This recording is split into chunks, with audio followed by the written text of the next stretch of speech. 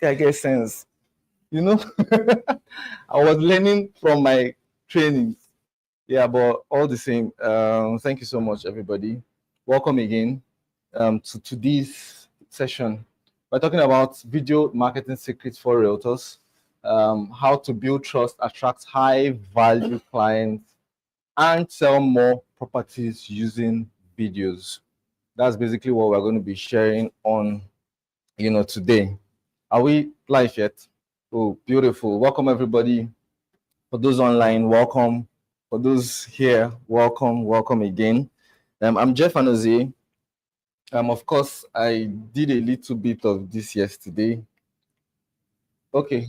I did a bit of this yesterday when I told you I went to go and search myself up. So how many of you went to try it? People did not still try it. Okay, one more try. Today, when you get back, try it again. Just go and check yourself up. I know some people are not, some people don't want to, they know what they will see, so they are not wanting to go and check it.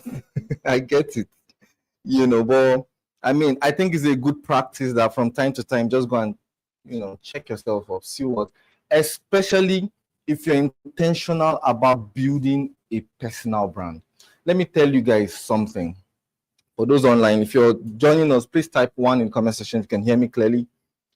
If you type 2 if you can see me clearly as well. So let me know you're live. Let me explain something. Whether you're intentional about building a personal brand or not, you are building. Whether you're doing it intentionally or unintentionally, you are building. So when I say personal brand, it could be any brand at all, you're building. Because what is branding? Branding is simply a perception. Branding is not logos, it's not colors, it's not all those things. It's a perception.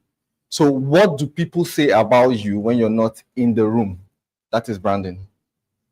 So what message do you communicate so that you live an experience when you're not in the room? That simply is branding.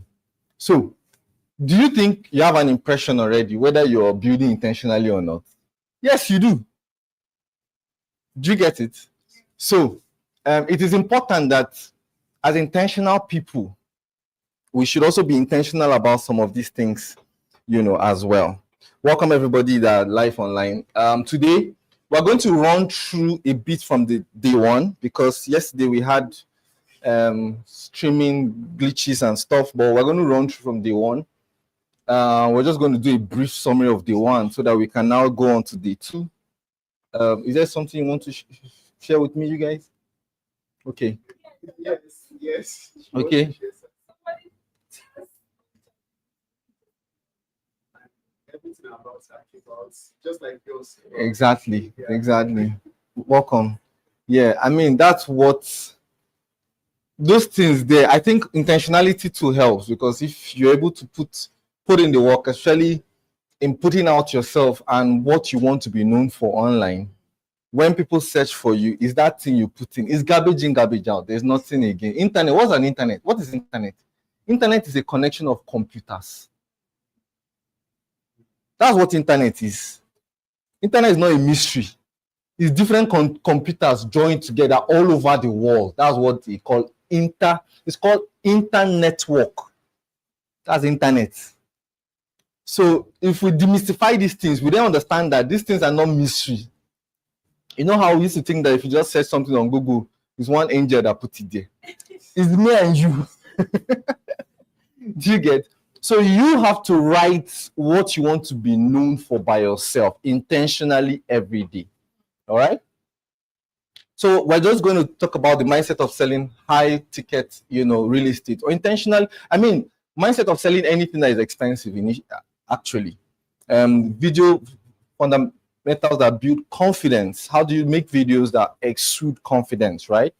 How to make videos that sell as well, because the keyword here is selling. My goal for this training is to teach you how to sell, basically.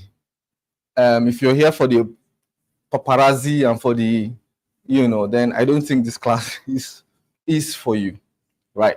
Fourth, we're going to be teaching simple editing plus posting strategies.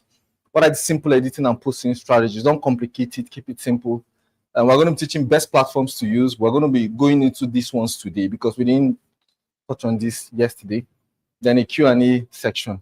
I really love it if I have Q&As, like questions, because I can't help if I don't know how to help. I can only help from my standpoint. Do you get? Yeah. So I try to not assume a lot of things, but again, questions will help. Like we had today as well. All right. So who is this class for? New realtors. You're new and you want to make money. You want to do it the right way. You don't want to do this and at the end of the day realize that you're not going anywhere. Next, you're old, but you're tired of this status quo. You're tired of the old strategy. Number 3, you want to stop chasing uninterested prospects and start attracting real buyers. So chasing versus attracting. I'm intentional about those words that I used, right? So if you want to switch from this to this, then this class is for you as well. Do we have either of these people here? Okay. Online, anybody like this here? Please type 1 in the comment section. If you're joining us online, please let me know where you're joining from. So you tell us your first name and where you are joining up from. I'll be excited to hear from you. Okay.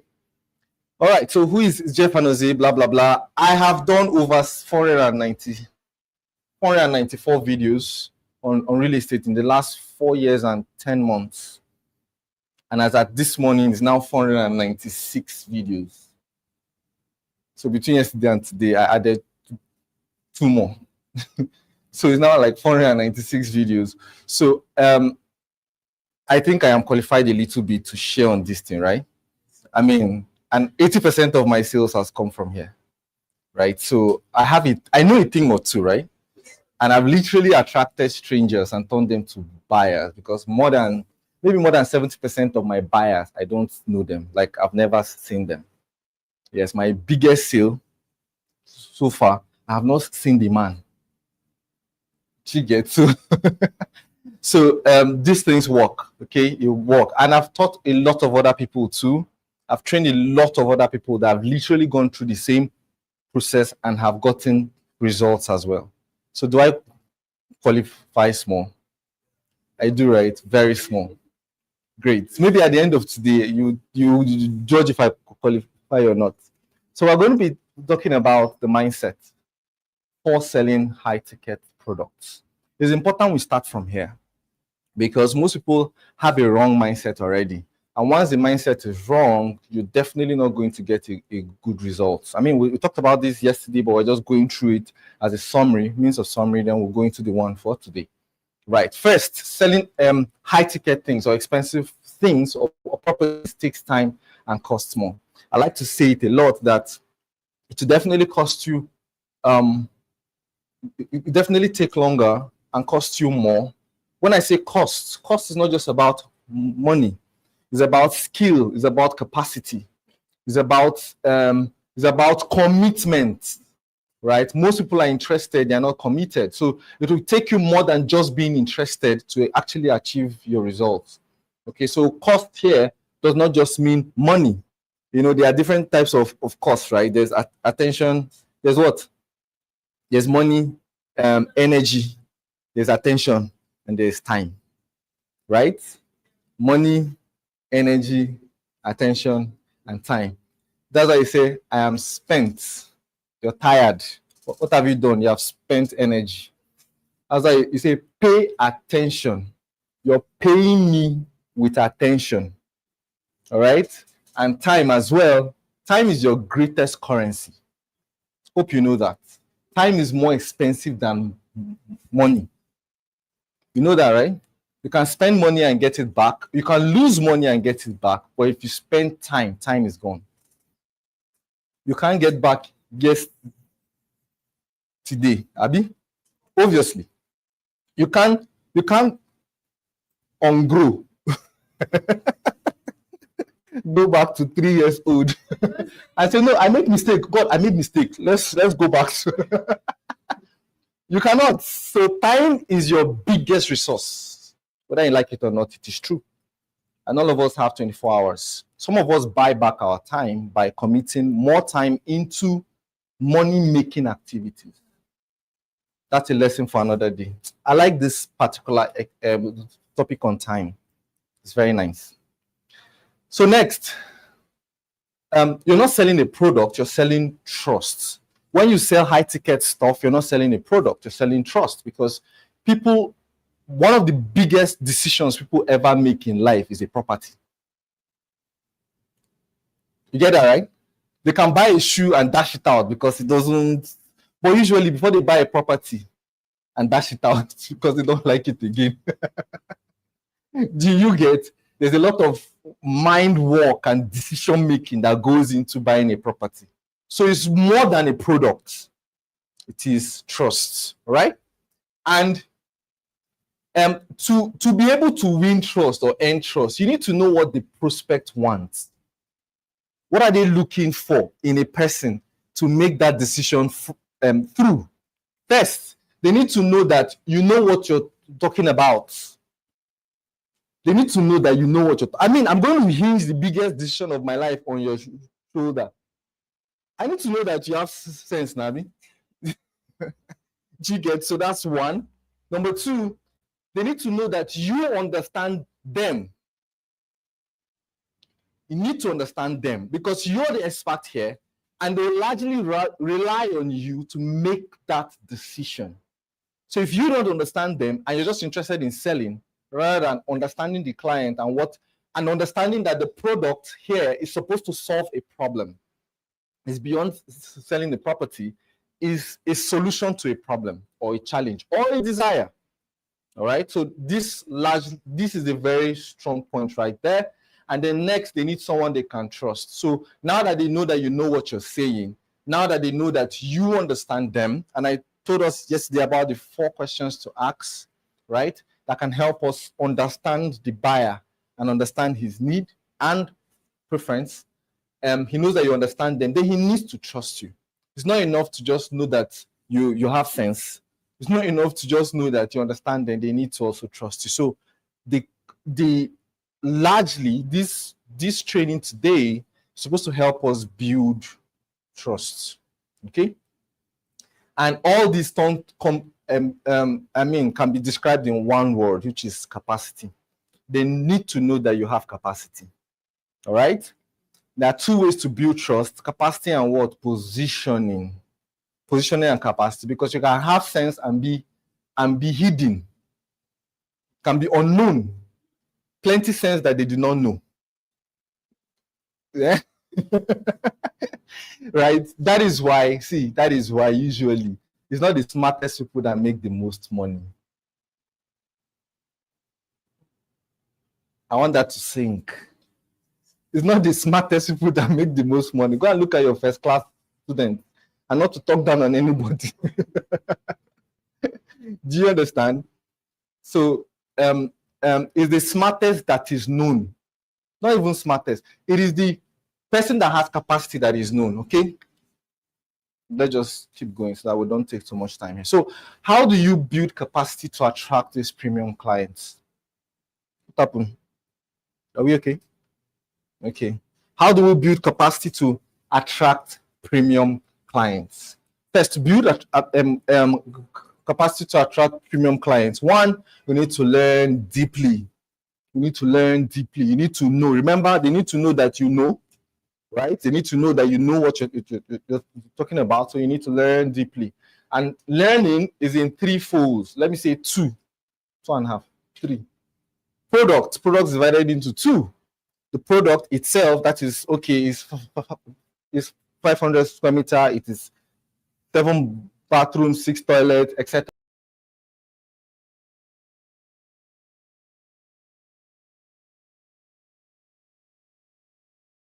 Know how that product solves their need. You remember, you understand the client, you understand his need, and then you can match a solution. So it's now beyond futures to benefits. It's beyond futures to what? Benefits. So now that I understand that this guy needs this property to invest in for his child, How does this match to that his need? Make sense? Clear? Great. Then next is the market. The market here means the audience itself, like the client or the prospect. You need to understand the prospect. You need to learn about the prospect as well. Next, you need to speak confidently. And this stems from this. When you know, you speak with confidence. If you don't know, it will show. You cannot give what you do not have. It will be clear. He who has sense, it is seen. He that does not have sense, you can't even fake it. You know the interesting thing with not having sense. You can't fake it. And you know the interesting part? It's only you that don't know you don't have sense. You're in a room and you're talking nonsense. And intelligent people will just be looking at you quietly and be nodding. Their mind, nonsense. So it's important you know, because you can speak confidently when you know. Am I making sense? Or am I talking nonsense in your mind? Right? And knowledge gives you confidence. With knowledge, you know that you can attract this person. Why? Because you have learned about the person, and you've learned about the benefits, and you understand the product itself. Make sense? And share. How to build, we're talking about how to build capacity, right? Share. Show that you're the expert. Don't hide it. Show it. Showing helps you, makes you the expert, like helps you build that perceived value as the expert, as well as also helps you, because the more you share, the more you know. Okay. And then lastly, show up consistently, and because consistency builds visibility. These things build up. They compound. So the more you do it, the more you're visible. Every block you put is like building a house. Every video, every content, or every time you put yourself out there, you're putting blocks in your house. Make sense? Just like building a house, the foundation is not seen initially, right? There's work going on, but it's not seen. So in the beginning, it will look like that too. It will be like nobody is seeing you, but just keep going, because this is where visibility comes from. Are we following?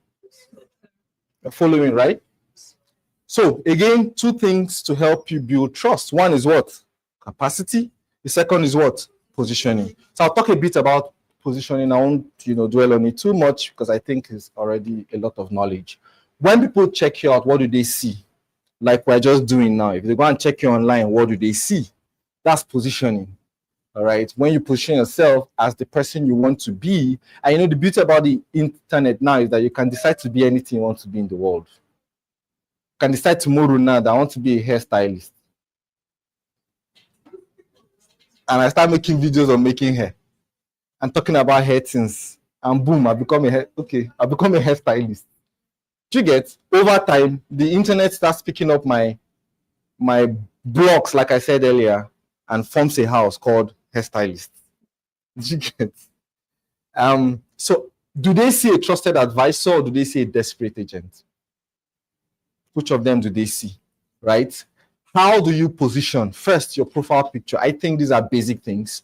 Profile picture. Again, like I said yesterday, I think your profile picture should look like what you want people to perceive you as.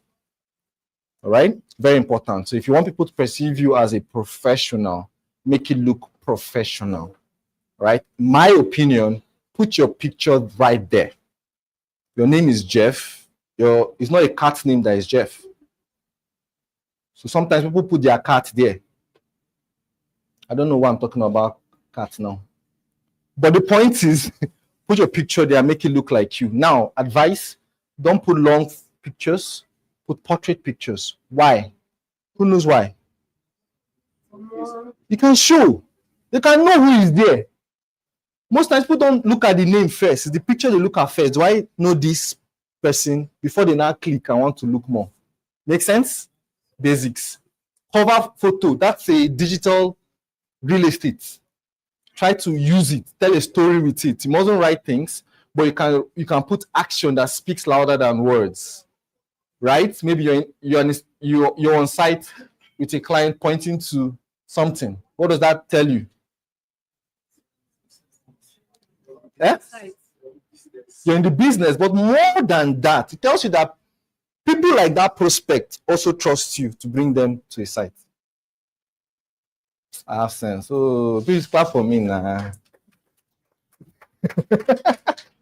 Let your name be consistent, please. If you have Jeff and Jose here, try and let it everywhere. Why?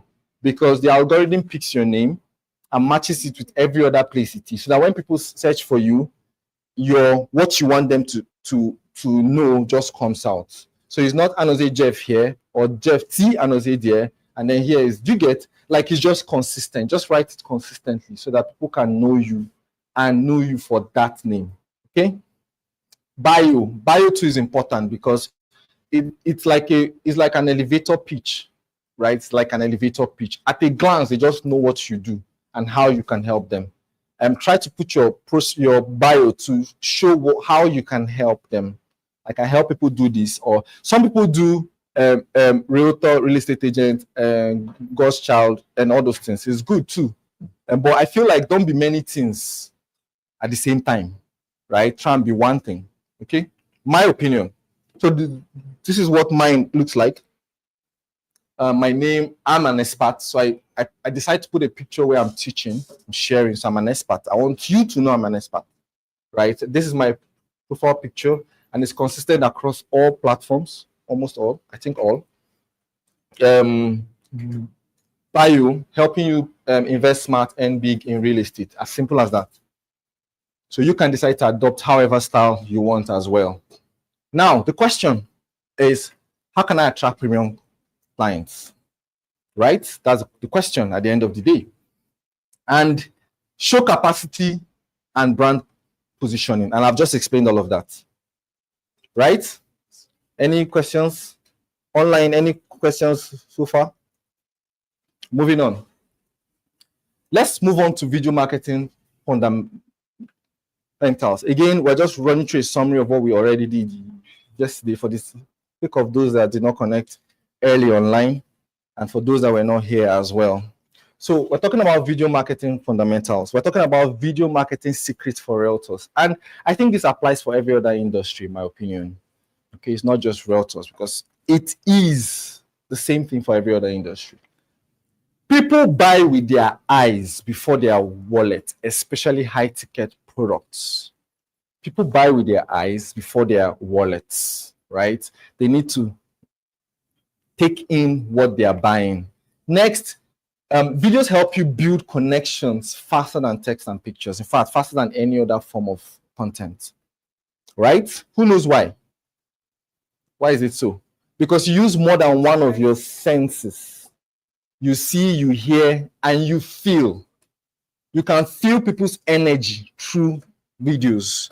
And guess what? People buy emotionally and justify it logically. That's why you just say things like, I just connect with this guy. For some reason, a lot of us are wearing black today. Put your hands together if you're wearing black. Yeah, my G's, we connect. Put your hands together if you're not wearing black. Yeah, now you understand. Please, online, if you're wearing black too, put your hands together in the comment section. Right? Videos build connections faster than text and pictures. It is very simple. Let me give you a practical example. I'm very happy today. I'm so happy. Why even laughing? Am I not happy? But I'm saying I'm happy. Do you get it? Energy. Energy is passed through real estate. Someone has called me before and told me that he bought 4 plots of land from me some time ago in Enugu here. And he told me that the reason he bought those plots is the energy I exuded in the video. I was trying to sell a property. It was like nobody's asking me how far. So that day, I was heading to site and I was like, how else can I sell this place? How else can I sell this place? And just this is a side note. Um, you, some people think that if they promote consistently over a period of time, you're disturbing people. I've heard that a couple of times. I told someone that I have a target to post one video at least every day for the next 3 months straight. And he goes, "Are you not disturbing people?" Right? And it occurred to me that a lot of people think like that. It is not the content or the video that is disturbing people, it's that you're boring. You can talk about one property, one, every day for the next 90 days. You know that, right? One, same property, this different approaches, because you understand your target audience, you understand their needs, pain points, desires, challenges, questions. You can use the videos to answer those questions one day at a time. It's called FAQ, right? Yeah. So that day I was heading to site and I decided to make a video on 3 reasons why you should buy this property today. So I was on site. I was now wondering if I was the one, what are the 3 reasons I would think about? And I went to site. I told the site guy to help me hold my phone. I didn't have it. I think I went alone that day. I told the site guy to help me hold my phone. And I jumped. I pumped myself. You know how you're not in the mood, but you want to be in the mood. Who knows what I'm talking about? You can create mood in the unmood. I study English. So I was pumping myself, and then I started shouting, 3 reasons why you need this property today. Number 1. Like this, so that's how I was saying it. This guy called, he didn't even call me, sent his sister. He came in and bought. So how did I know? At the end of the inspection, he wanted to ask a few questions. So he was asking her, and the lady said, "Oh, I'm here, that he can ask me." And then she gave me the phone. By then I was tired. We had gone to a couple of sites that day with us. I was very exhausted and I drove all through. So I took the phone and I was now talking. He now said, "Is this Jeff Anozie?" I said, "Yes." "Say, you don't sound like your video." In my mind, okay, I'm tired. Like, so he now described to me that I now said, "I'm sorry, sir, I'm just a bit exhausted. Please, who am I speaking with?" He now started imitating me. 3 reasons why you should buy. Number, I now laughed. Okay, he now said, "Is that energy in that video that is making him buy this thing?" So the point is, prospects tap into your energy because you're the one on ground. You're the one that knows the thing. So your enthusiasm and your energy actually conveys a message. And how else will you do that if not through a video? Because I can decide to do audio or text, and you see what I did right now. I'm happy today. Do I look it or sound it? I hope I explained. Yes. So the question now is, what is your biggest challenges when it comes to video making? And so that I don't spend time, there are 3 major things I have noticed that makes people not consistent with video making. The first is the fear of judgment. That is the first. And I think the biggest reason, fear of judgment, because knowledge now is everywhere. You can turn on cloud, ChatGPT, what's the rest? Gemini and the rest, even Meta AI, and get information like this. So there's no more information. The first thing is judgment, fear of judgment by others and by yourself. I think the worst one is the one by yourself, actually. Judge yourself. You look at the video and be like, I don't like my voice. Right? So this is the first reason. The next reason is shyness. Right? You're worried about your looks. That's the second reason. The third is procrastination, disguised as perfection. Procrastination and perfection, they're like Siamese twins. If you don't know, you will not be able to identify which is which. You think you're trying to be perfect, but you're just procrastinating. All right? So these are the major 3 reasons why people. And the point is, you don't become confident before doing videos. You become confident by doing videos. When I say doing, I don't mean leave it in your phone. Do it and put it out. Like me, if you feel like it's not nice, don't watch it. You're not the one you made it for. Is it you? Are you the one you made it for? Are you the one that is buying the thing? Even if you buy, will you need your video to buy it? Right? So do it and put it out there. You don't have to watch it. And like I've experienced, some of my best leads come from those videos I don't like. Sometimes to those ones you did gang, you did Jack and Chan, you jump from this thing, kill yourself on top. 3 views, no comment. Who knows what I'm talking about? Been there, done that. Right. So confidence builds by doing. All right. This is a gentle reminder. While you're busy thinking that people are looking at your flaws, they have flaws themselves that they are worrying about. Nobody's perfect. All right? Everybody has his flaws. Everybody has his insecurities. And they're busy worrying about their own, not your own. All right? Just start. Right. So make a video today. How many of you carried out the assignment yesterday? I asked you to make a video, right? Okay, you still do it today. Okay, great. Please, online, make a video about something you already know. Don't make it complicated. Don't overthink it. Just do something you already know, okay? A short video. You can make it a short one. So, topic ideas. 3 things I love about real estate. That's just an idea. You know, you can literally copy this idea, post it on Chat GPT, and ask it to make 10 more video ideas like that. You know that, right? So it's simple. Otherwise, you can just do one mistake people make when buying land. Simple. Just simple stuff like that. Okay? Don't aim for perfection. Aim for progress and what? Consistency. Don't be perfect. The goal of the video is not to be perfect. The goal of the video is just to progress. Do something. All right? Do something, do something. Okay? So here is a simple format to make your video. Simple like this. First, a hook. Just something to hook people to the end. I'll talk about this a little bit more later. Then a body and then a strong CTA. Okay? Hook, body, strong CTA. That's all.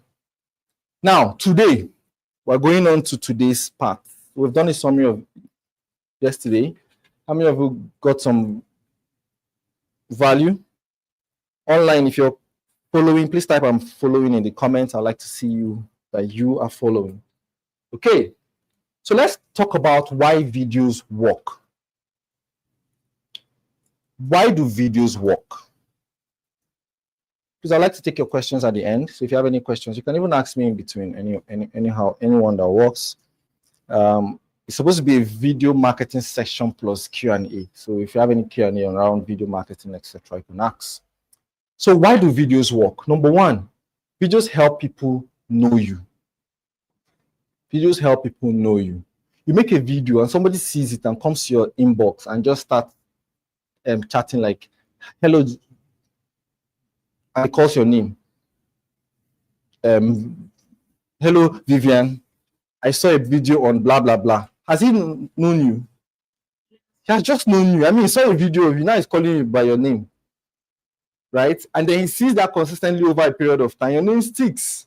I have a client that knows Jacinta. He always saying, hello, my name is Jacinta Ukwa.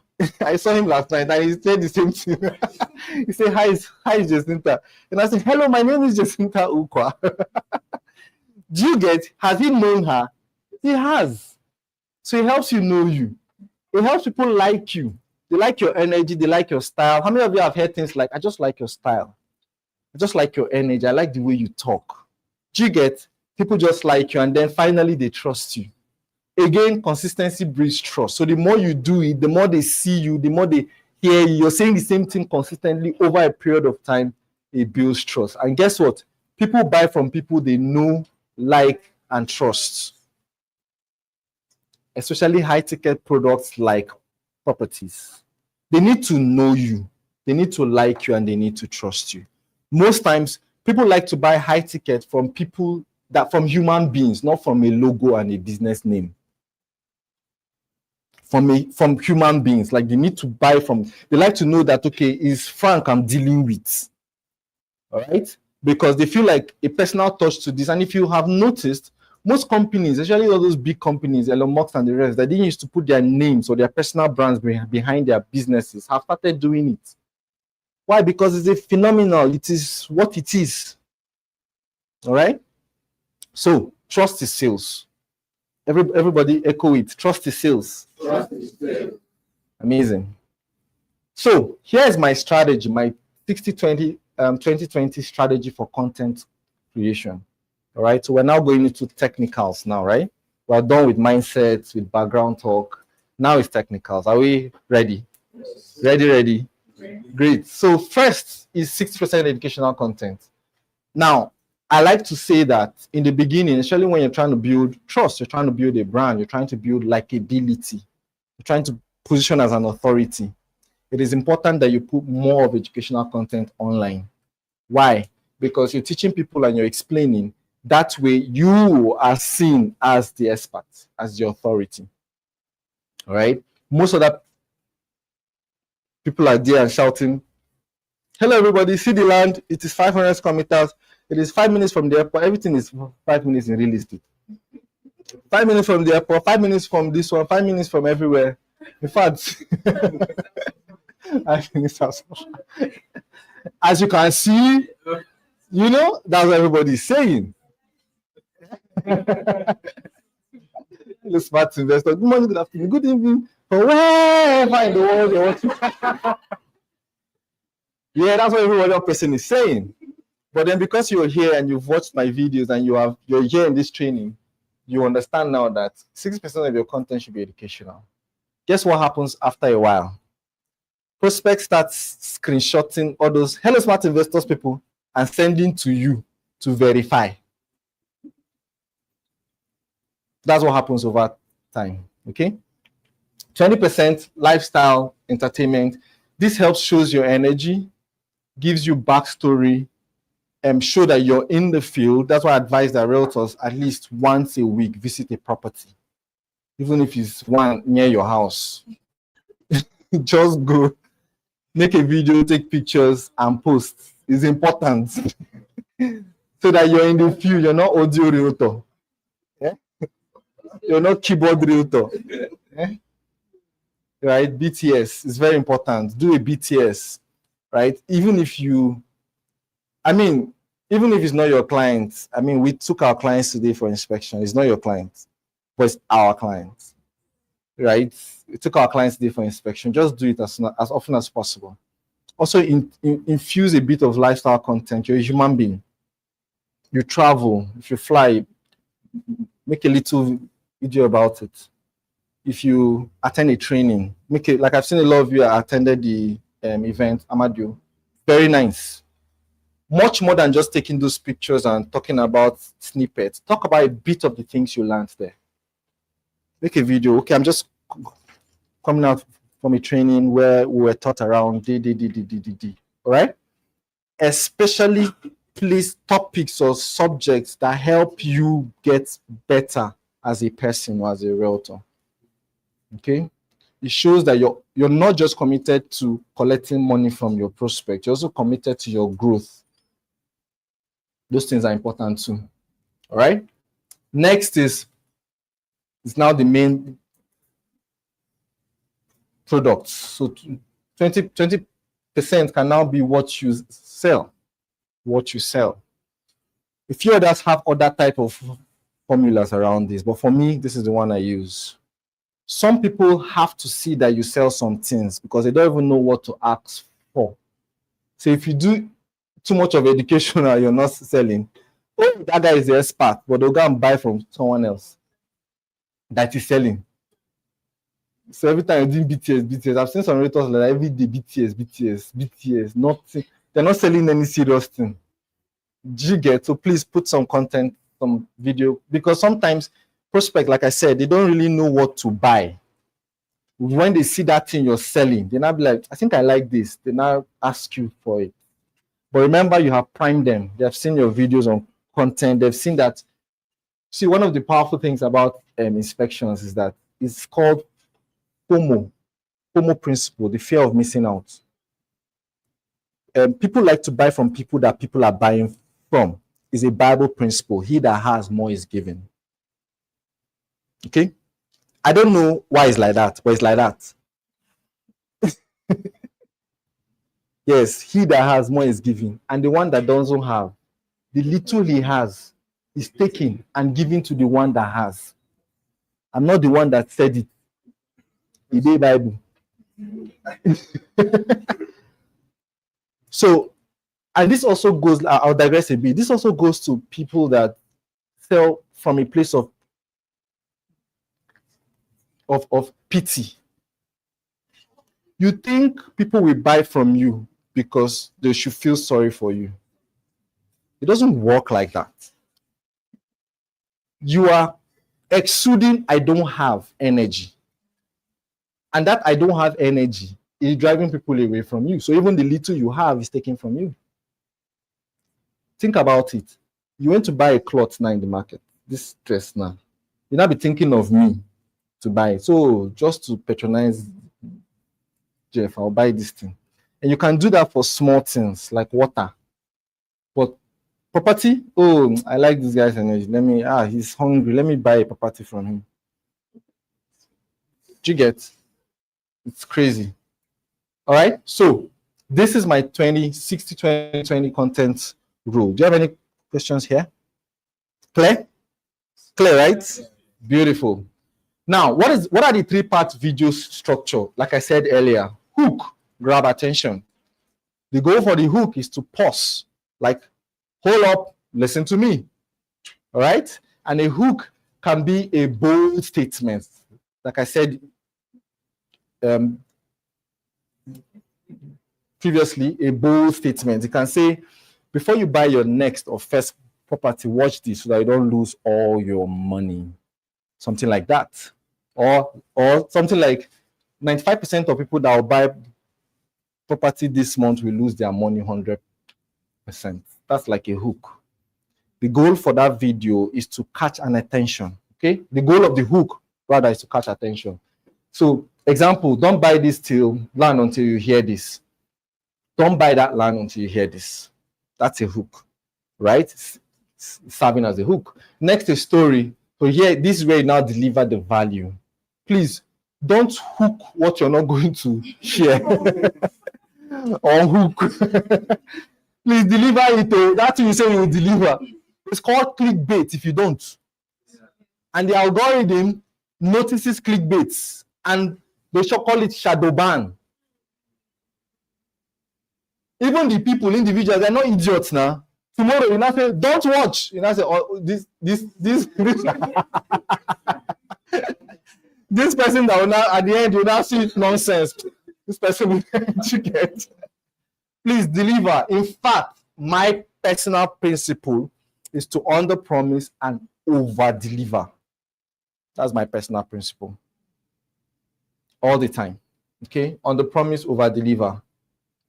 During hooks, we try to over-promise. But try and deliver as well, please. Try and deliver as well. And make it make sense. All right? Make it make sense. Then a CTA, call to action at the end of the day. The goal at the end of the day is to get them to reach you. Please don't assume people are going to know how to reach you. Specifically, straight up tell them, okay, this is what you're going to do next. After doing this, do this. Okay? And make it clear and bold. All right? Like I said earlier, always try to use one CTA. Don't use multiple. Try not to use multiple. One CTA. Reach me here or do this. Not do this or do this. You know, me, say, if I'm making a video at times, it's a personal video. I even call out my number. It's written there, but I call it out. Don't tell me that you do not see it. You get or hear it. You hear it. All right. So types of videos and formats. Of course, portrait. You use this on Instagram, TikTok, and YouTube Shorts. We have the landscape. Use it for longer videos. There's a place for every of these. Don't do one and not do the other, and I will explain. Short videos helps you with visibility and discovery. What I realized from my channel is that when I post those short videos, it gets more views. It gets more views. But when I check subscription rates and watch through rates, it's from the long form. Most people subscribe from my long form, not my short form. I've seen it from the back end. This is my experience, right? So what I think is that short videos help for visibility and discovery. Now, a lot of us are stuck here. Why? Because of the adrenaline it gives you. It's called what's that? Feel good hormone. Yes, dopamine. If dopamine comes to you, see those likes and comments, you're feeling good. 2,000 views. You're feeling nice. So you just be doing short all the time. 2,000 views, 1 naira no day. 1,000 views. It's called vanity metrics. Vanity metrics. It is good. It has its place. Like I said, it brings you visibility and discovery. People find you more, right? But there's valuable metrics. Valuable metrics are the actual metrics that convert this visibility to buyers, right? And that comes from long form, from my experience. Yeah. Yes, you can. 3 reasons why you should buy this today. Number 1, do's. Number 2, that. I did one now. This one is on my status. It's short, but it's educational. Yeah, you can do short form educational. It's still okay, but always have a call to action. This helps you visibility. This helps you for depth and conversion. My opinion, long form videos build trust more. Yes, I've had people tell me that they've sat down a morning and watched 8 of my videos straight. And when I check, they are long form videos that they watched. So don't think that as you're running from MB, people that are supposed to be high value clients are running from MB too. Internet to some people is not a problem. Even if in Nigeria, no matter how much internet is, they will buy. And they will leave it and burn it. Do you get? Sometimes we need to get out of our heads and think like a client prospect, all right? So short form videos help for visibility and discovery, long form video depth and conversion. So in the hello guys of short form, please try and also make long form videos. My recommendation is if you do say 40% of short form, you do 60% of long form. My personal recommendation, because this, in my opinion, gets the depth and conversion better than this. It's harder. This is harder, obviously, right? But I mean, again, when you're thinking about, when you have temptations to do this short form, think about that hormone, the feel-good hormone. It's dopamine that is doing you. And our brain likes the easy way out, normally. And I'll state this here, that your brain is not designed to succeed. Your brain is designed to survive. All right? Your brain is designed to keep you out of trouble and danger. And usually the brain perceives work as trouble because it's not nice. Work is not sweet, Abby. So your brain normally doesn't like work.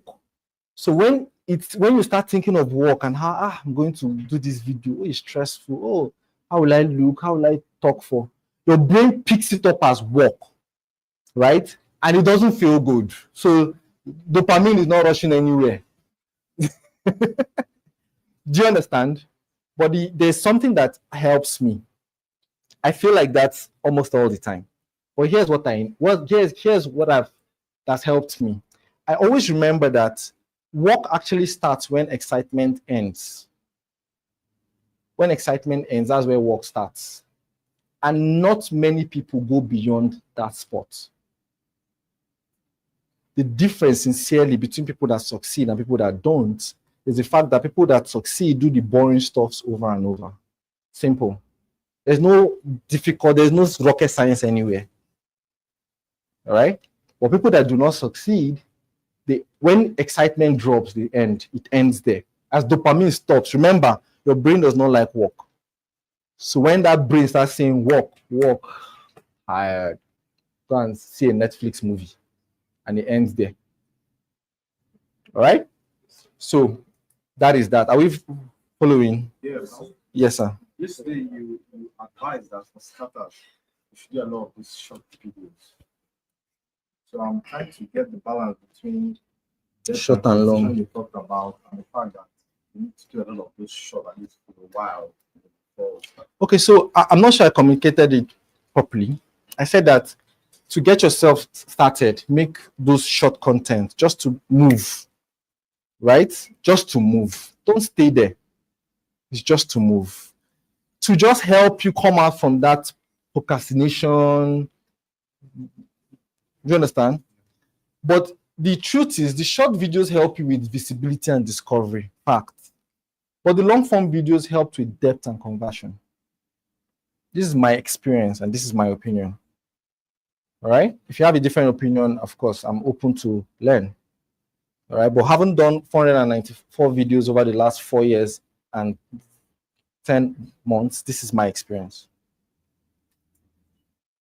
So in the beginning, it's okay to do this to get out of that, procrastination and stuff. Start with what you know now, just not overthink it. But as you go, as you overthink it. All right, I hope I answered. Yeah. Now let's see the difference in face and faceless videos. I know a lot of you have this question. What if I don't show my face? Abi? Face and faceless videos. Now, this is my own opinion as well. Faceless videos works for property highlights. So you're just in a property, there are no words, you're just trying to do door, entrance, all those things, or is land, you're doing road to the land. Let's say, come with me, drive through, stuff like that. You can do that. I think it works for, but face videos build trust faster. Again, people buy from people they know, they like, and trust. Will they like a video without a face? I mean, every other person can actually make that video. So what stands you out? Now, there's a caveat here. If you're wanted and you're not supposed to put your face online, or you have I don't know, you have a scandal or something, that's fine. I understand. I don't understand, but I understand. That's fine. But if you have a problem with that, or if you have, I know some people who have spouses that don't allow them put themselves online, that's okay. So you try to do this, and I pray it works for you a lot, But in my opinion, okay, you can do this and do a voiceover. Like some people do, they do long form video that is faceless, then put a picture on the side and do a voiceover on it. I don't know if that will help. Me, I don't do it, so I don't know. Your face is there. I don't know. The idea is to put personality behind what you're doing, because people buy from people they know, like, and trust. It is easier for people to connect with you. Just like if you enter a shop now, a line of shops like this, all of them are selling the same thing.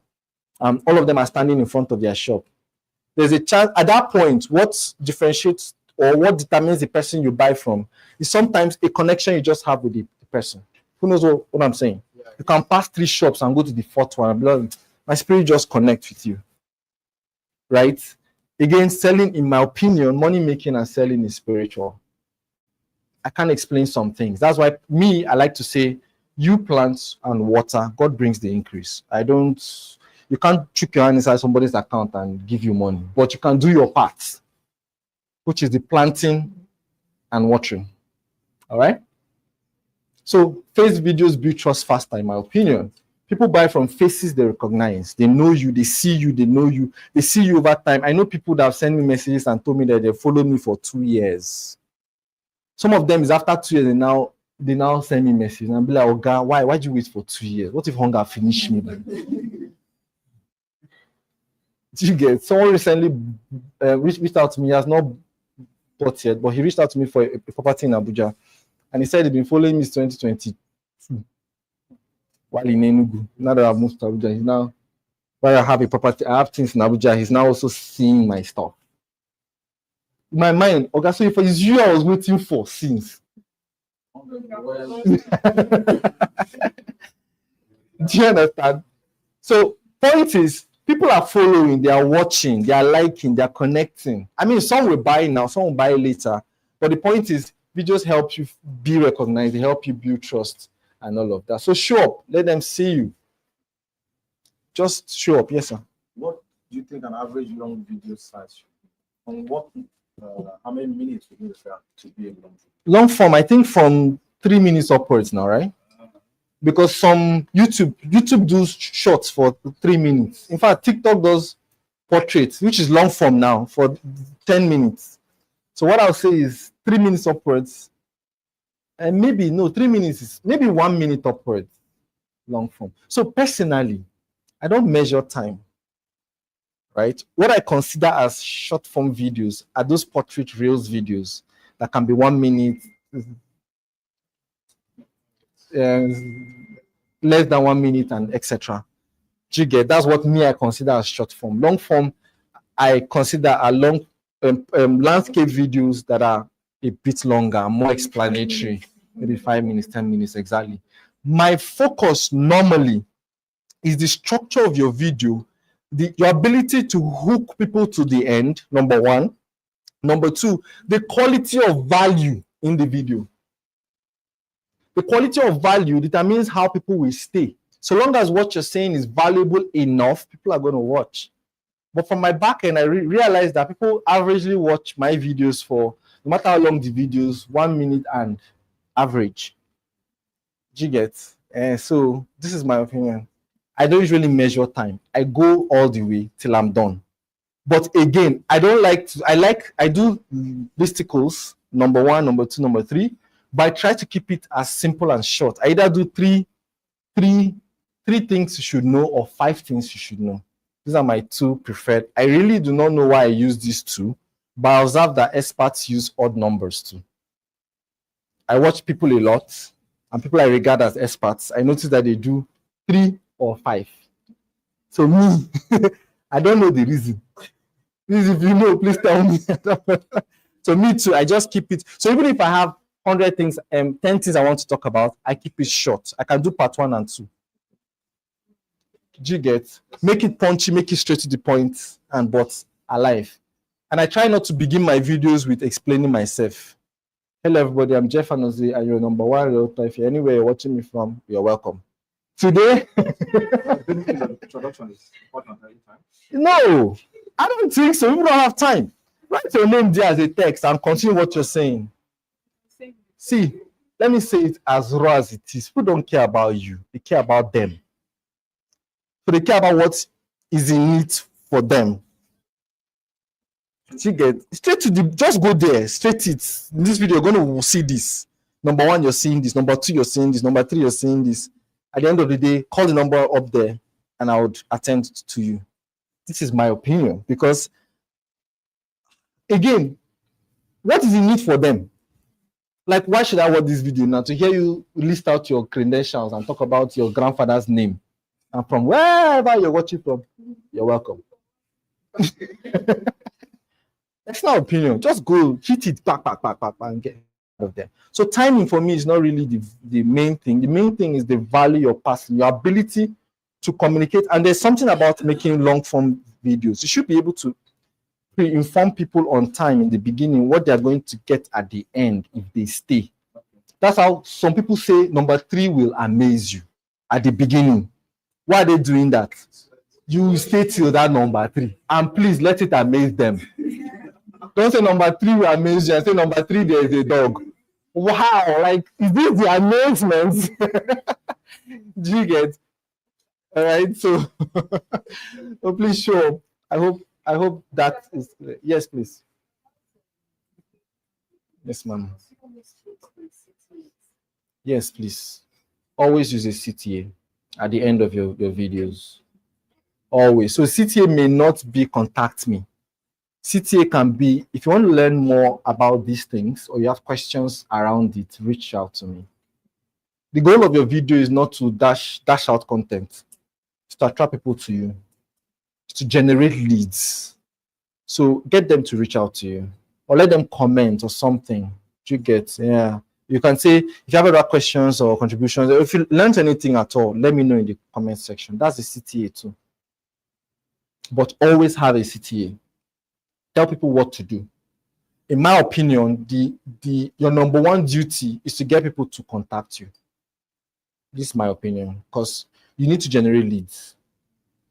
Do you get? When people reach out to you, you can now convert them. You can save their numbers, they will save yours, and then they can see your status, or you can send them stuff from time to time. Okay? Any other question? Yes, ma'am.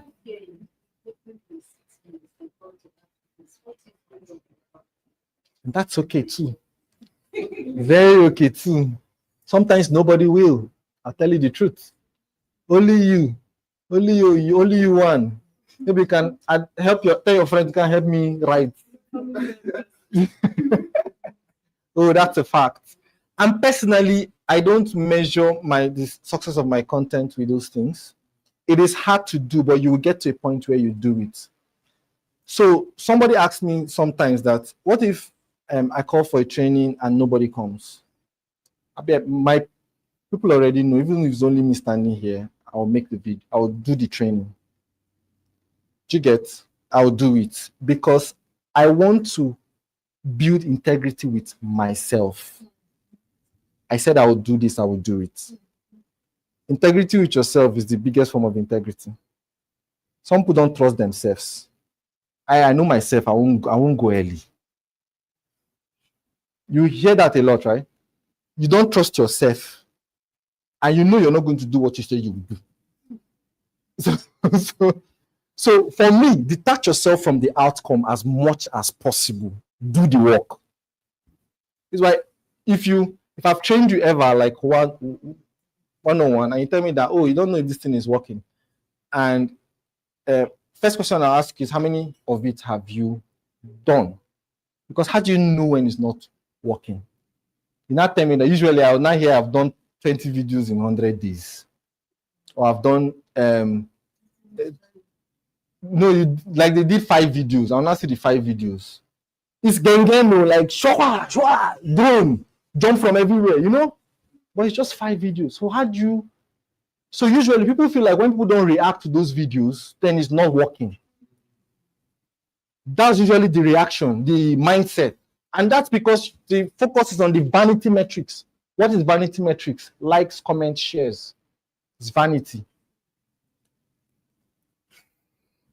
Hope I'm teaching. Yes. I'm teaching nice. Do you still like me? Am I hard? Any other question, concern? All right.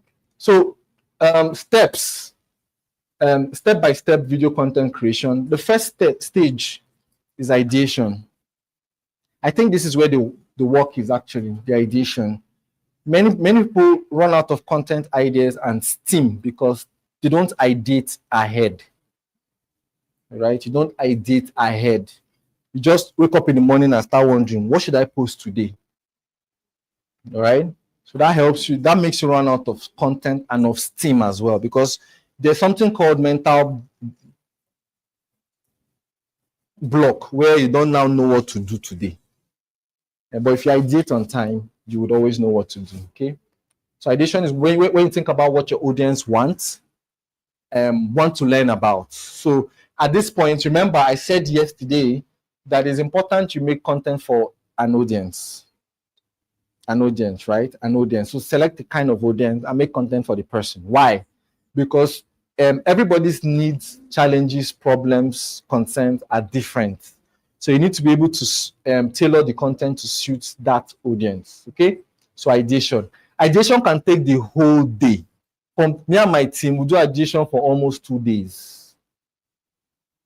It can take long, but the goal of ideation is to generate ideas, sometimes match the content, of course, break down those content into the 60-20-20, right? Allocate days for them, as well as, you know, you may not script completely, but you get the bullet points you want to talk about. Right? Those are what all the things you do during ideation. Next is scripting. So after ideation, you write the bullet points, of course, in the same formula, hook, story, offer. Do you know that you can actually think up hooks before time? Do you know that you can actually write out hooks on a separate sheet? Call it hooks bank on Drive, on Google Drive. So I use Google Drive a lot, Docs a lot, because I can access it from anywhere. Unlike Word, Microsoft Word and the rest, where if it's not on that laptop, you put it, you can access it. So I use Google Drive a lot. Docs a lot. So you can have a sheet on Google Docs called Hooks Bank, where you ideate on hooks, just 50 hooks I can use, so that even if you're on site and you not prepare a script, you can just go to your hooks bank, hook out one hook and unhook it. You get? So yeah, scripting is important. Then shooting. So you record, batch record. Batch record is advised, you batch record. Because sometimes after you do your setup, or you're standing where you want to record, or you're wearing the fine dress, you may get into the mood. You may get into the mood. So it's advisable that while you're in that mood, just shoot like 2-3 content at once, straight. Some people say, okay, change your shirts. Personally, I don't care. I don't care. I shoot with that dress I have. Yes. You can get a shirt or two and change, and that's fine. Okay? But for me, I don't care. I can shoot 5 videos straight on a sitting and with the same dress. My concern is the value I'm giving out. Okay? So, but you can decide to change your shirt or something, especially as a lady. You want to change your dress, or redo your style. If you did it like this before, you did it like this too, or something. I don't know. Right? So that's still okay. Personally, because I'm in that mode, I don't care about all those things. I just go. Pam, pam, pam, pam, pam, pam, pam.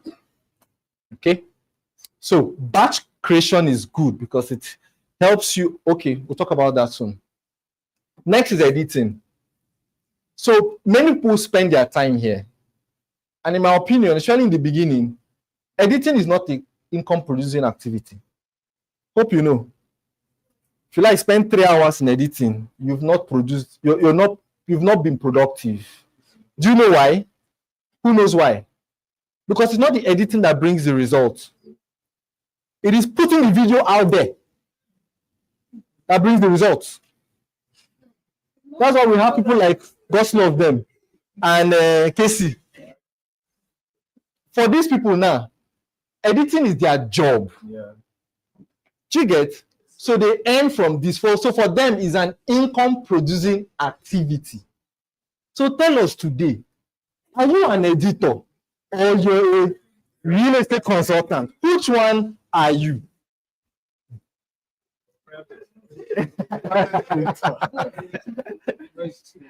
So I mean, for the editing, in my opinion, cut out mistakes, simple things. Don't do all those gang, sure. If you can do it and you're good at it, you're proficient, and it will not take your time, that's okay. It's fine. It's beautiful to watch, Abi. All those where, Papaya is burning. And too many things. Yeah, it's good though if you're good at it. But when you're just starting out, please help me shift your chair like this so that someone that sits here will be comfortable. Welcome, ma'am. Thank you, sir. So, in my opinion, cut out mistakes, slam a number on it, and maybe captions. That's all. Just cut out mistakes, slam your number on it, your name and number if possible, and a caption. And all those captions. The reason for caption is that many people watch your videos without sound. You know that, right? In fact, statistics have shown that on Facebook, over 80% of people watch without sound on. Meta, yes, on Meta. So captions are important. I mean, before now, I didn't know this till I saw the statistics. So I now started putting captions. Thank God for CapCut and the rest. You can just touch a button and captions appear. And please don't be using free CapCut. The free CapCut or free tools that will now show brand logo. Do you know what you're saying? You don't invest in yourself. You're telling the person that you want to invest in you that you don't invest in yourself. That's what you say with those free things that will now show logo. Logo is now big, bigger than your name. Sorry, I'm being real, right? Can I be real? Should I pretend? Should I tell you you're doing good? Please, if nobody will tell you, I will tell you. I know you like me already, Sha. So, cut and join. Please, a lot of people get stuck in this thing. You not tell me that, oh, I've worked hard today. What did you do? I did that for 3 hours. Please. Frank is hearing me too. Please, cut and join. You know, the beauty about editing is that on that line where the timeline is, I don't know what that thing is called. Go slow. Eh? Okay, I got the name. I'm smart. So that, hallelujah, no smart. That line, you can see where you were quiet now. Those places that are not, they don't have those spikes. Those places, you cut it out. Cut out. Cut out. That's the first thing I do if I'm doing it. I first look at that line now. I cut out all those places that are quiet, except there's something that was happening there. But most times, it's nothing. It's you thinking about your next line. Yes, ma'am. Also, when you do that auto captions, you tend to identify. Okay, spaces. I didn't know that.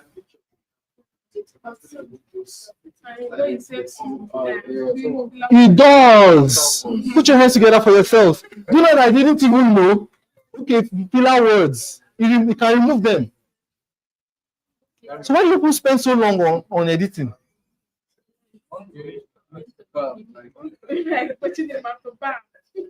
To bam. What does that mean? To set, to cook.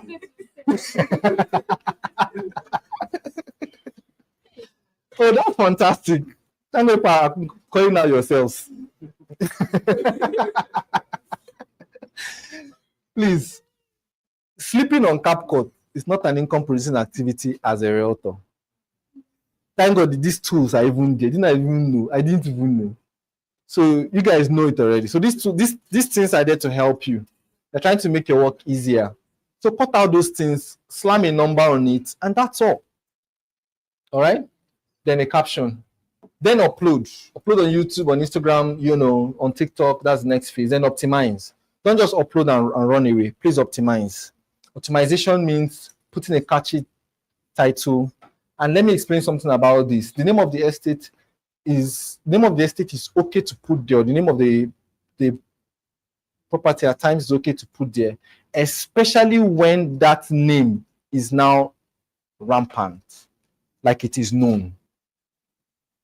All right, that you know that people are going to go and search for that thing. Because the goal of a title, the goal of optimization is to use keywords that people are looking for. You want to be found. So you need to use keywords people are looking for. Is that okay? Clear? All right. And don't put things that you like. Put things that people are actually looking for. We'll talk about that in a moment. Then thumbnails as well. I know that Meta 2 has some thumbnail features. You can upload a video and slam a thumbnail on it. You know that, right? You do not, or you do? You do. So as much as you can, please do. But most importantly on TikTok, on YouTube. Most importantly on YouTube, except for the shorts. Shorts, you can do it. You may not want to do it. But for the long form content, you can get from the video. Beautiful. That's a good one too. But personally, I would suggest you design your thumbnails. And Canva can help you do that very easily. Canva has templates. Eh? Yes. It does not? Who say It's not easy, right? Thumbnails are not easy. What are the hard parts of thumbnail?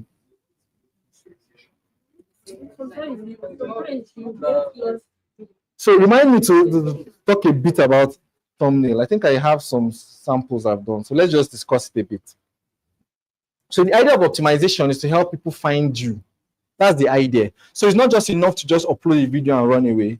It's good you optimize for people to find you. Look for keywords that people are looking for and put them in there. And ChatGPT and the rest can actually help you now. You can simply just go there and ask ChatGPT to give you keywords people are looking for. And I have a prompt, one prompt that I use. I can share a bit with you.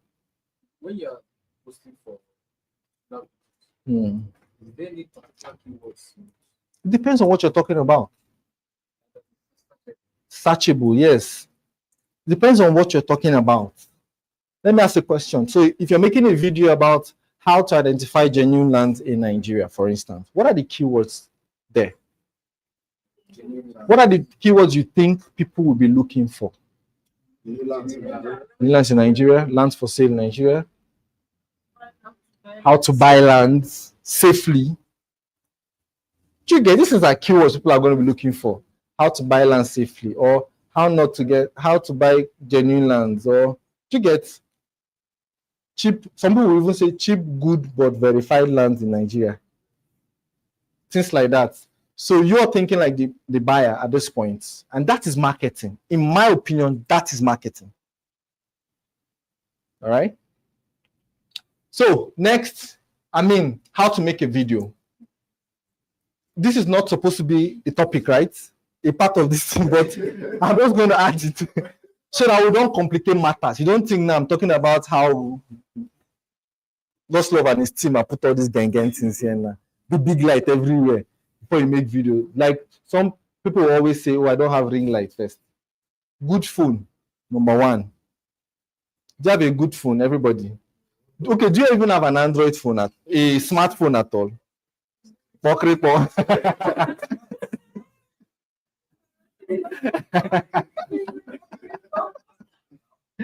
So use a good phone. The idea of a good phone, and nowadays, good phones mustn't be an iPhone. There's some very good. I have a video editor in Abuja that uses a Samsung phone. Oh, Debbie. See, all this is per se. It was Redmi Note 8 that made my first million in real estate. Redmi Note 8 with the earphone. Watch my old videos, you will see there. I left it there intentionally. What does competition mean? Like, if you don't have sense, you don't have sense. If you like have a iPhone 17 Pro Max, you no get sense, you no get sense. Who stop?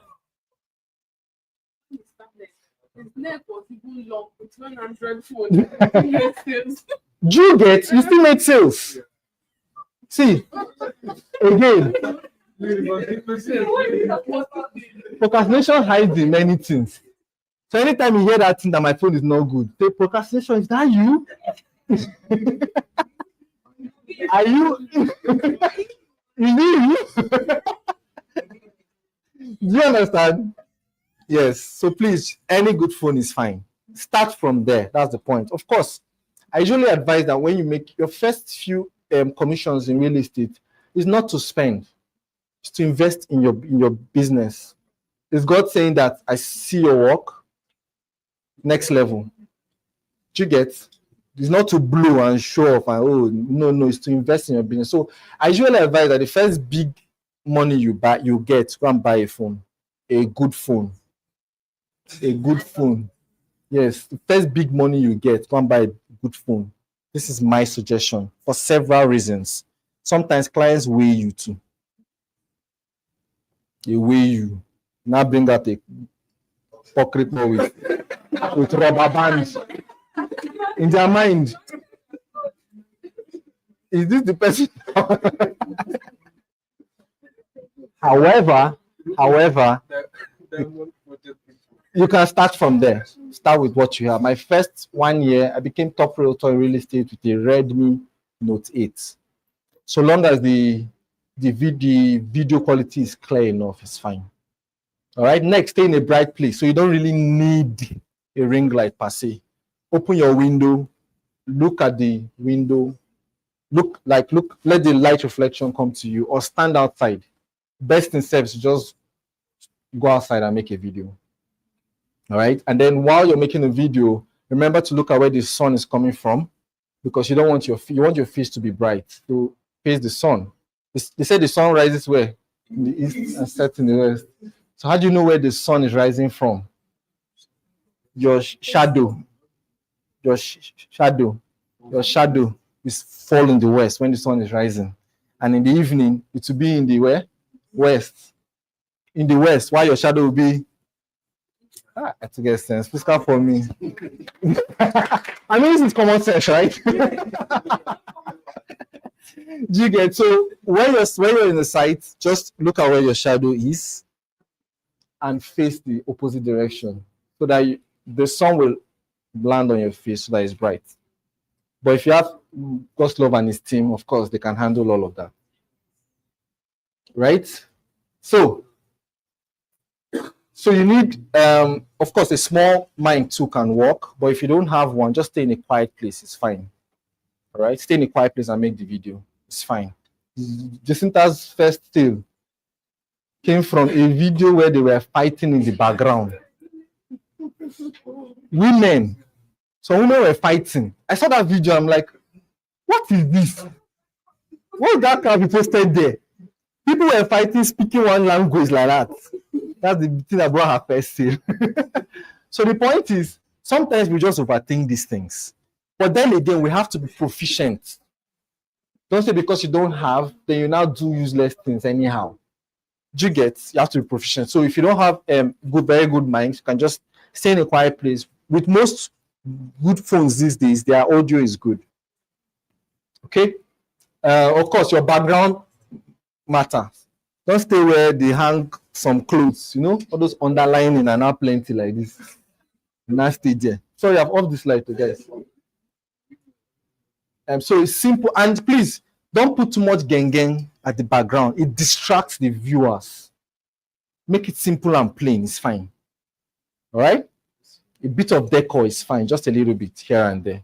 Okay. Or better still, a plain background. Okay. Look at the lens. So most times when we're making front view videos, we're usually tempted to look at the screen. Look at yourself in the screen. All right. So when you're looking at yourself in the screen, to the person, you're looking somewhere else. To the person you're making the video. You maybe have higher footage.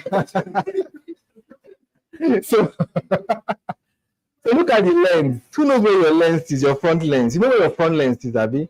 Please look at your lens. The temptation to be looking at this side, and you can look there once to be sure you're okay. Do you get? Don't look at your frame. Your teeth is not having lipstick stain. Then you continue. Do you understand? So look at the lens. Very important. Stand straight. Smile. For me, usually if I'm making a selfie video, I take my phone a bit higher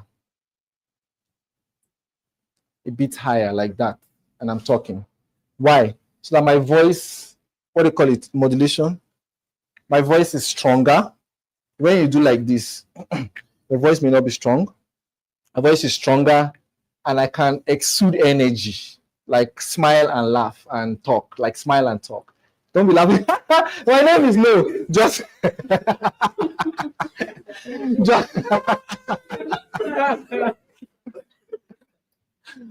don't overdo it. Your teeth will run away. Just do it. Smile and talk. When you smile, you exude a certain energy. Do you know that energy is contagious? When I walk in here and I start smiling to you, you see, he just smiled. Do you get? It's contagious. So you want to make the viewer feel good. All right, that makes you likable. When your videos make people feel good, they make you you become likable. Okay. All right. So, are we flowing? Yeah. Are you exhausted?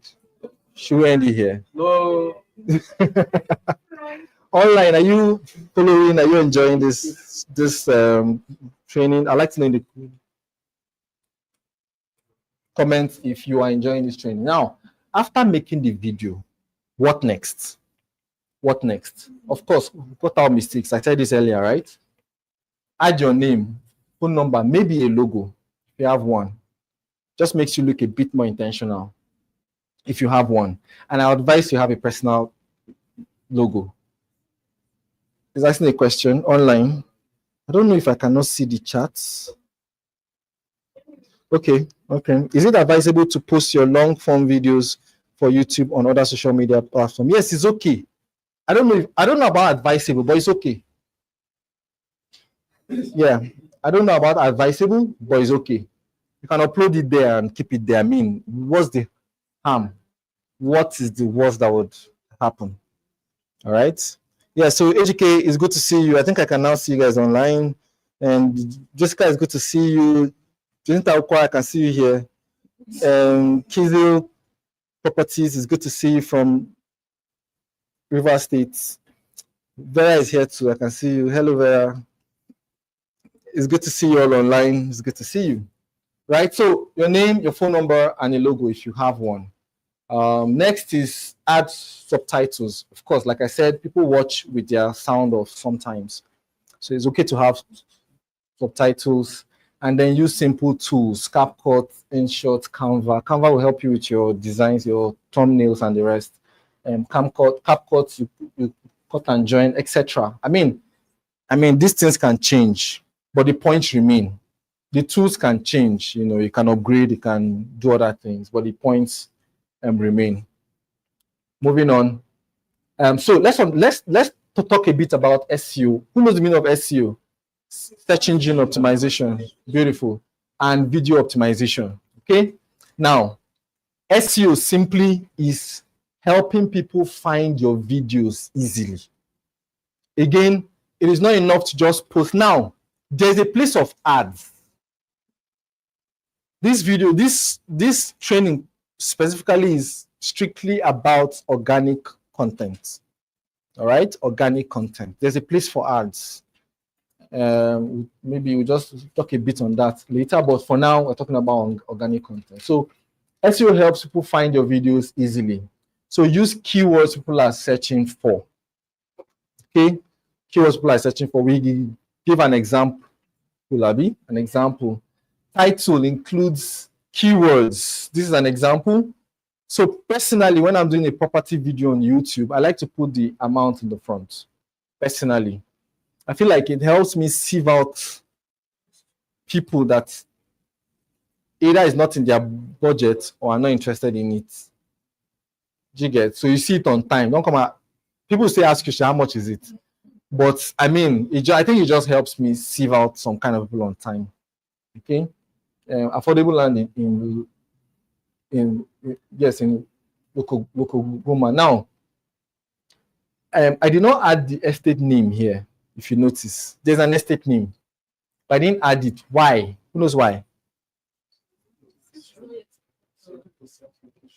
They search location, they search affordable lands, but they barely search the name of the property. So why do people put the estate name? Like they slam it on the video initially. Why? Because you know it. You think your prospect will know it.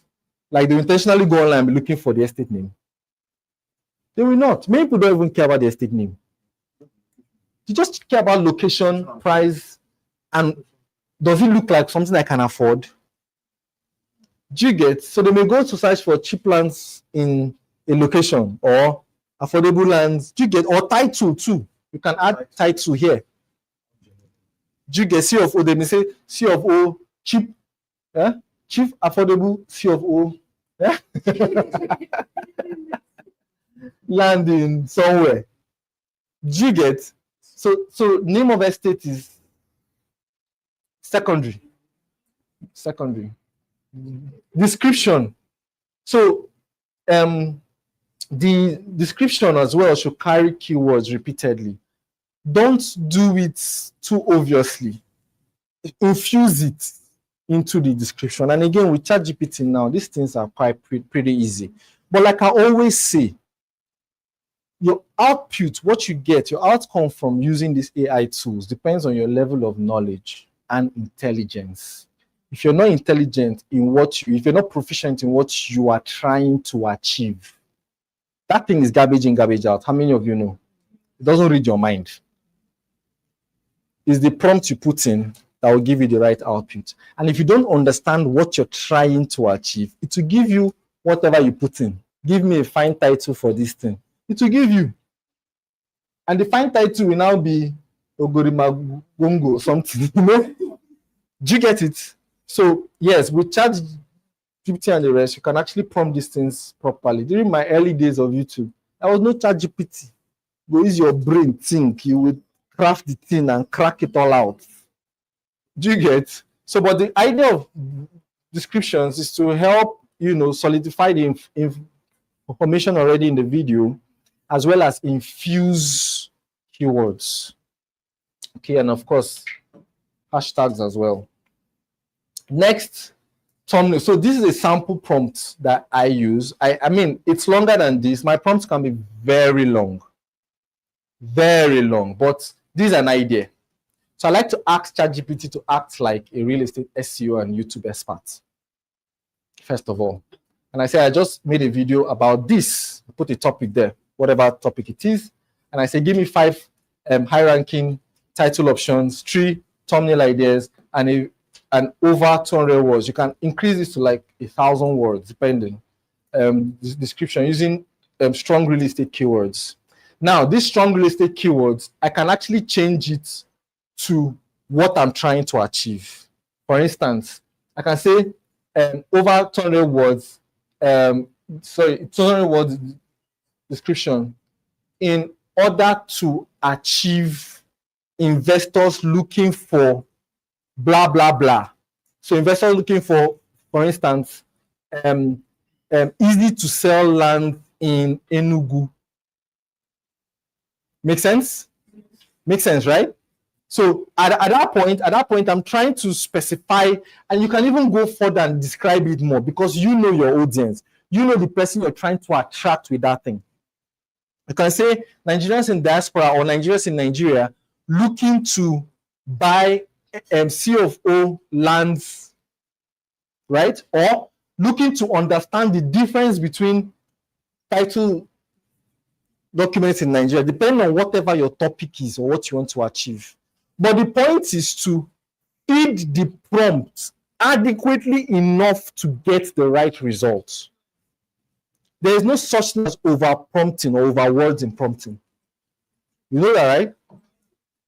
How many of you use AI? People are looking at me like I'm talking something strange.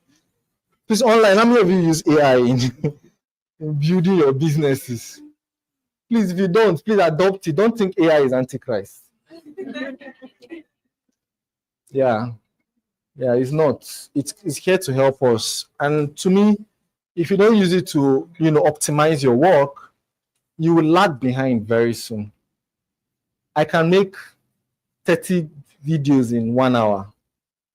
30 videos, scripting, everything, thumbnailing, optimization, everything in 1 hour with AI. Do you get? So it makes me effective, efficient, and achieve the same result. Just that I might not achieve it faster than everybody that is not using it. Do you get? And the more you use it, the better you get at it. And the more you train your prompts, your AI to understand you. You know what I'm talking about? So please adopt these things. It's good. Okay? The idea of this is to help me help the people. All right, clear? Moving on. Online, are we clear? What about stuffing? What is stuffing? What does that mean? Keyword stuffing, what does it mean?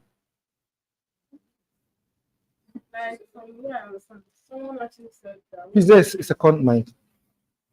Yeah. Someone said that when you Mm-hmm. you don't ask them, come below And add and add keywords. I do that too. Okay, is that what it's called?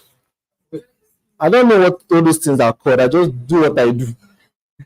So yes, so sometimes after making the description, I can go under the description and say, add 30 or 50 more keywords that these people are looking for.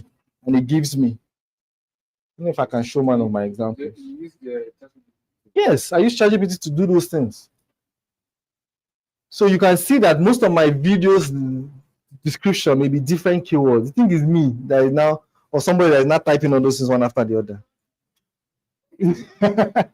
When I have ChatGPT, I have Cloud, I have Gemini, I have Meta AI, DeepSeek. Come on now.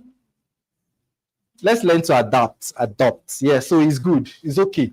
I don't know. Do I know if it works? I don't know. But I know that my videos get seen. And most importantly, people reach out to me. Again, I don't really care about numbers, how many views, people that comment. Those are not my business. It's how many people reached out to me as a result of this content. That's what I measure. Okay? Because I've seen people that has 14 views and sold plenty big sale. We're saying, yeah. There's something that said, I was watching something, it said, if you want to get views, you should upload your video from YouTube Studio, come to YouTube. Say Mike. I should upload your videos through YouTube Studio first, schedule it, then come and edit it through the normal YouTube. I don't What does know that if even mean? I don't just so it How does you upload your video? It's not through studio. What like use normal YouTube. Use the mic, please, so others can hear you now. So you click on that plus sign and Mhm. add your And here's an add your video. What are you using? Phone or laptop? phone. Oh, I get. So after putting those videos, thumbnail and all of that, they now go to YouTube Studio.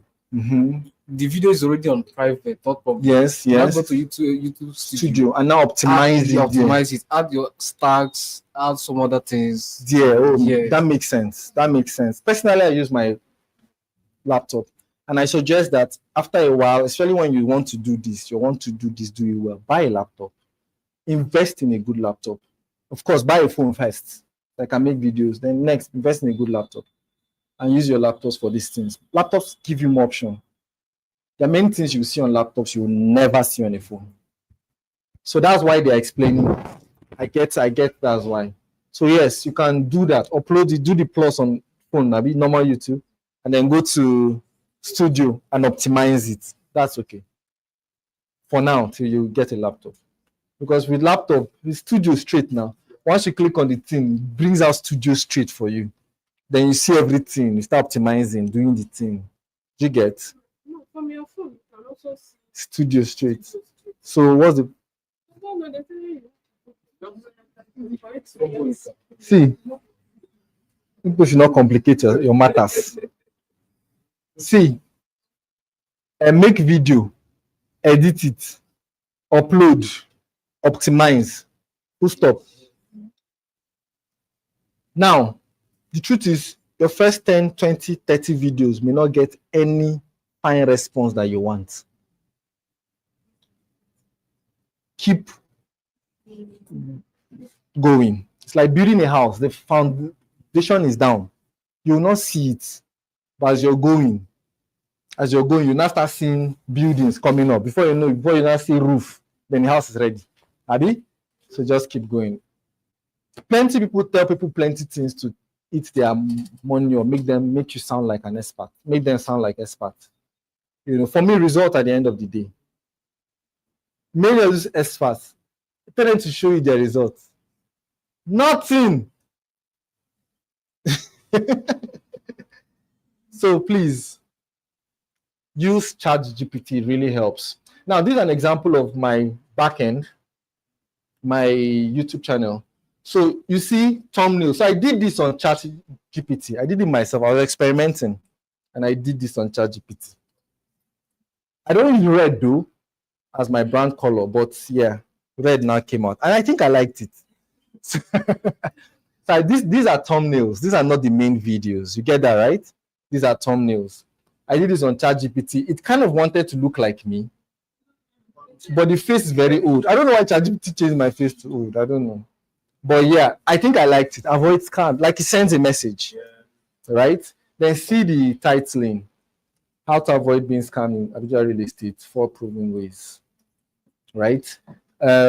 This one as well. So personally, for my product videos, property videos, I like to put the amount there, slammed very big there. Again, for two reasons. First, to sift out uninterested people. I don't want views, I want bias. I don't really care about views, I care about conversion. Of course, vanity metrics are good because it helps. It's a game of numbers. The more people see your stuff, the higher your chances of closing. It's a game of numbers. Business is a game of numbers, right? So the more people that see, the higher your chance of closing. And that's why I now augment with the number of videos I make. If you notice, 10 days ago, 9 days ago, 8 days ago, it was 4. I cut out some so that it will be clear. But I've seen that it's almost literally every day. So I augment. So you that have 2 videos with 1,000 views, that people don't want, I can have 10 videos with 100 views, but people want one of them.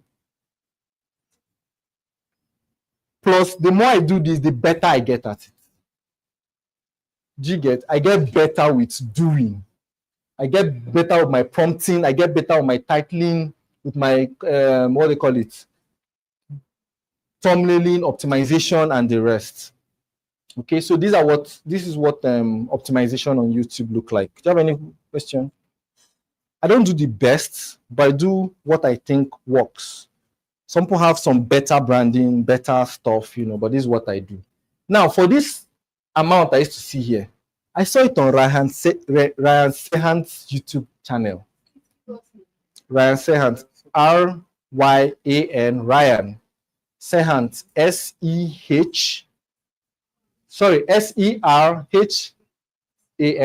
Ryan Sehant. I think he's one of the best realtors in the world.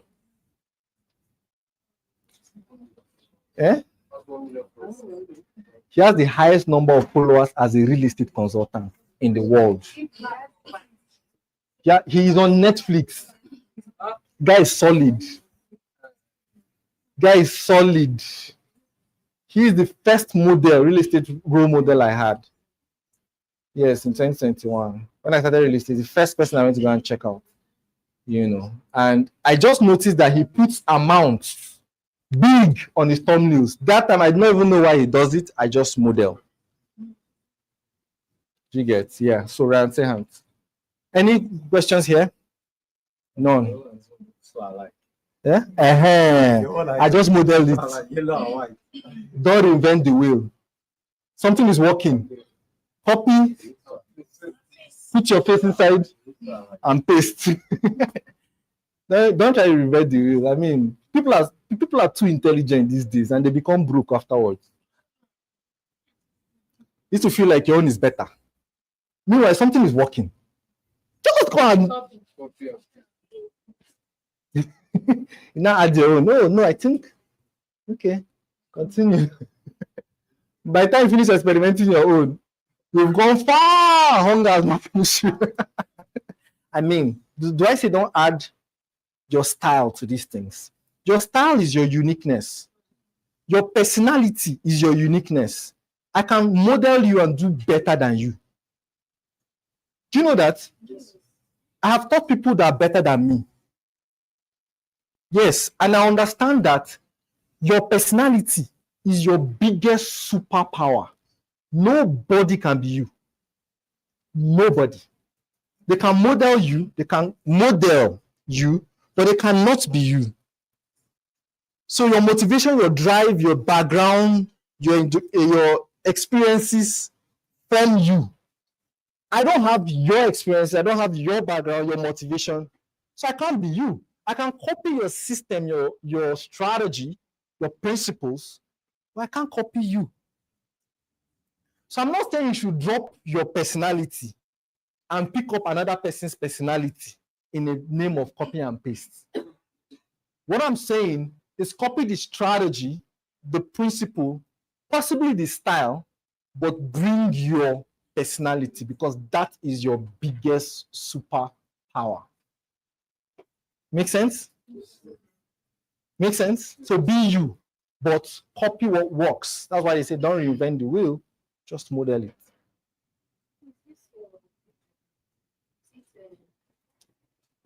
Is it studio? I'm done. Sincerely, it's not. Sincerely, it's not. Though. I was making a video one day, and while making the video, at the end of the video, I just snapped myself. No, I kept the thing, put a timer, and did like this. I snapped myself. Put it on remove.bg. Remove.bg. It removed the background, and I uploaded it on Canva. So I now use it almost everywhere because I just like it.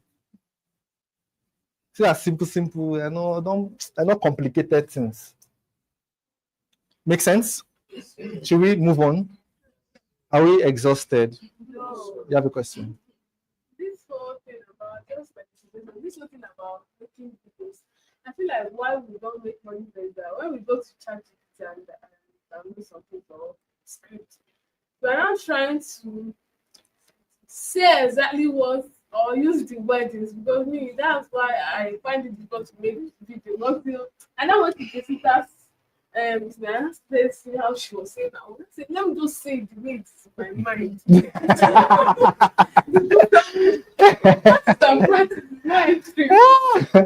So the idea of scripting or using ChatGPT is not for you to say everything verbatim. No. Get the bullet point, get the idea around the point, and make it yours. That's why I say that the best way to teach is to first learn, not to go and read, cram something and not come and teach. No, learn it, understand it for your own good too. If client call you, if you not cram and go and paste, client now call you and ask you questions about that thing you said. Now say, Sam, hold on, let me go and watch the video. Hold on. Do you get? But if you know it, they call you anytime, you can respond. Do you get? These things take much more time than we allot to it. See the truth? It's hard work. It's not easy. So just understand it, own it, make it yours, then share. Share it like you're sharing to another person. That's it. So, extra, points, batch producing your content. It's important that you make multiple videos in a day if you want to stay consistent.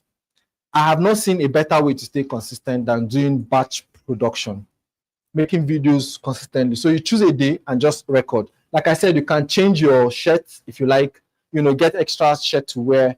Sometimes what I suggest, especially for people that really want to take this thing seriously, shut down a day. Maybe not a day. Maybe on a Sunday, if you have a 9 to 5, a full walk, you can shut down a Sunday after church between that 4, maybe rest a bit, between 4 or 5 till like 7 and shoot.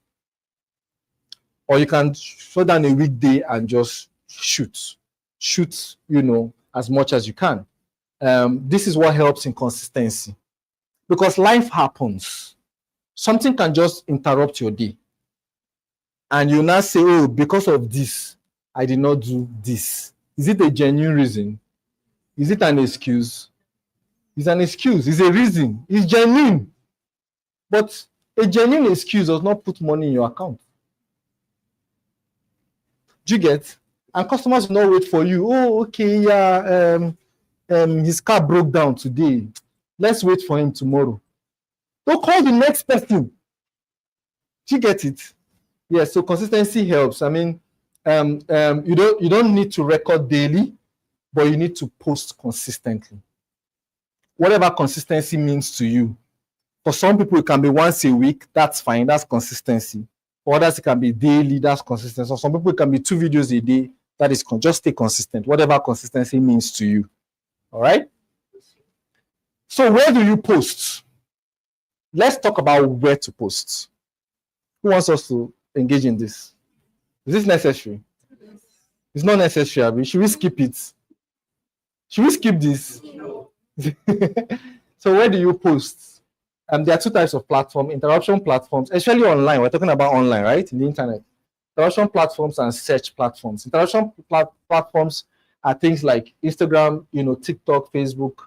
These places, my opinion, are more used for awareness. Some people make sales from here. But let me explain to you interruption. Interruption simply means people are scrolling. They're not literally searching for something. They're just scrolling through and find you. Make sense? That's what interruption means. I know a lot of people that make sales. Their major sales come from either Instagram or Facebook. Some TikTok lately. So that's okay too. Right? Then search platforms are YouTube and Google majorly. LinkedIn used to do like a standing between the two.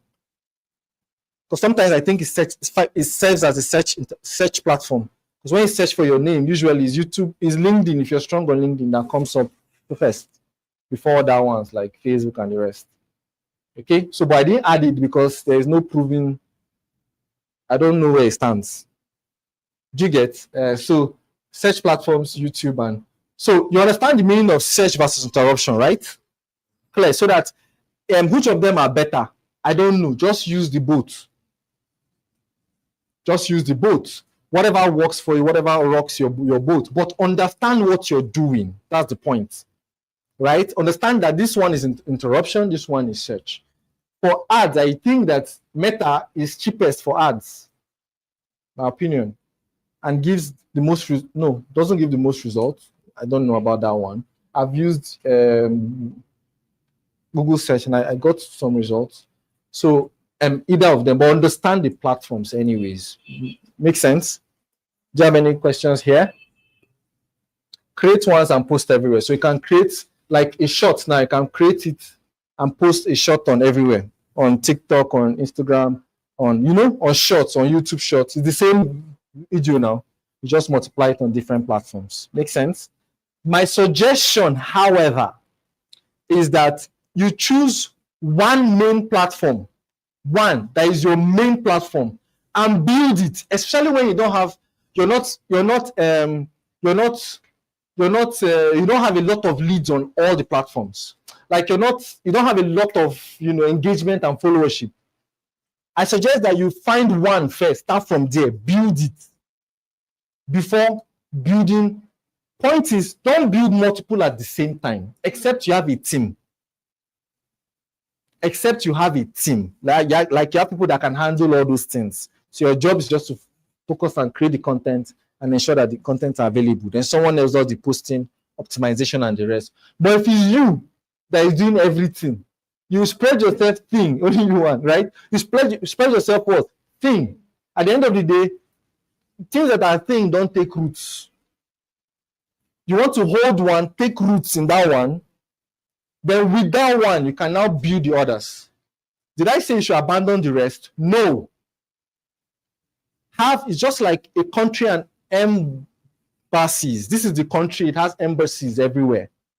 It's important you don't abandon the rest, because some people, like I said yesterday, may go and check you on their favorite platforms.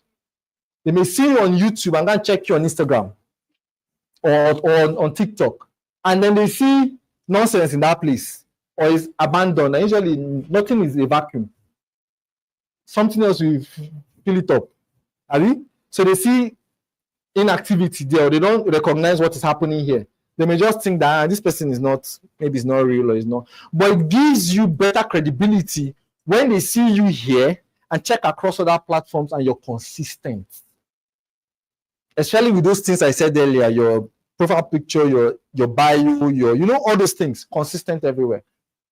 But don't, in the beginning, especially when you're the one handling everything, don't try to build all of them at the same time. Am I communicating? Yes, sir. I'm wrapping up. Then analyze and improve. So while you go, personal opinion, maybe after every 20 videos, go and look at your analytics. Don't do one and now I'm looking at analytics. 2 videos, now sit down on analytics. And depression wants to finish you. Go 20 first. Straight 20 before you go and look at analytics. Okay? So after posting, which videos get more views? Important you know that your videos is reaching those that you want it to reach. Then which got comments, of course, or inquiry, which ones did they reach out to you from, so that you can do more of what works. When you see the one that works, please milk it. Milk it. All right, milk it. You can do similar videos. In fact, what I even say is something like if you did 3 ways you can, like there's a video of mine that I got a lot of inquiry from. It was 5 places to invest in Abuja when I first went to Abuja last year. I got calls from that video. What I did, took it on ChatGPT, whistling, replicate into 10 places, different topic idea, like the same idea, different ways. I milked the thing dry. After a while, if you search for land for sale in Abuja, you will see my YouTube channel up. So find out what works, milk it. Make sense? Do more of it. Okay? So simple. Growth is simply create, post, analyze, adjust, and repeat. It is not harder than this. The problem, again, like I said yesterday, is that this activity is boring. It's boring, especially when you're not seeing all those, nothing is giving you the dopamine rush. You're not seeing plenty likes and comments. This is not working. Simple like this. This is growth. And the more you do it, much more than building the blocks of visibility is making you better. I think the process is as important as the result. The process you go through in achieving this thing builds you in many ways you don't know. It will get to a point that people ask you questions about your field and you'll be answering like this. You start asking questions like, it's like a really old, you've stayed in this business. Why? Because you've been involved in the activity. It's boring, like I said, but it makes you, it's doing something for you. It's teaching you many things. It's building you. And that is the part that a lot of people don't know. All right? Make sense? So, simple, record weekly at least. Follow the 60-20, edit simply. Don't spend so much of your time there and post consistently. Have I earned the value of your time? Did you pick up what I dropped? So much more than reviewing engagement, please review leads. One of your KPIs per week. You know what KPIs are, right? Key performance indices, things you measure your performance with, is to see how many people reached out to me this week from my activities. All right? Don't just look at engagements. 10 people like. 20 people like. Eat the like now. Take the like to the bank. Say, see, I have 10 likes. That's why many influencers are broke. You don't know, but they are. Many of them. Broke people. Why? Because dopamine will not allow you make money. So please, much more than review engagement, please review leads. Leads are important. Engagement shows you that it's a game of numbers. The more people see you, the better your chances of closing, right? But more importantly, how many people are reaching out to you? What if it's the wrong people that are seeing you?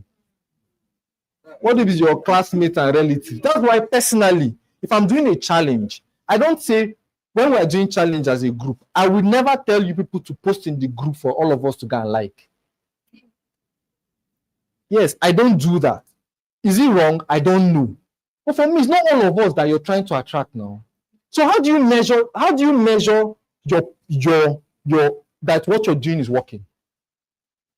After all of us have now gone like, we now also share in other groups that people that are looking for 3K are liking. To you, and you know what the algorithm does? It shows your content to more of those kind of people. That's what it is. Yes, that's why when you engage in something, the algorithm starts showing you more of that thing. When you engage in a shoe, algorithm starts showing you more shoes, isn't it? In fact, the shoes start following you everywhere.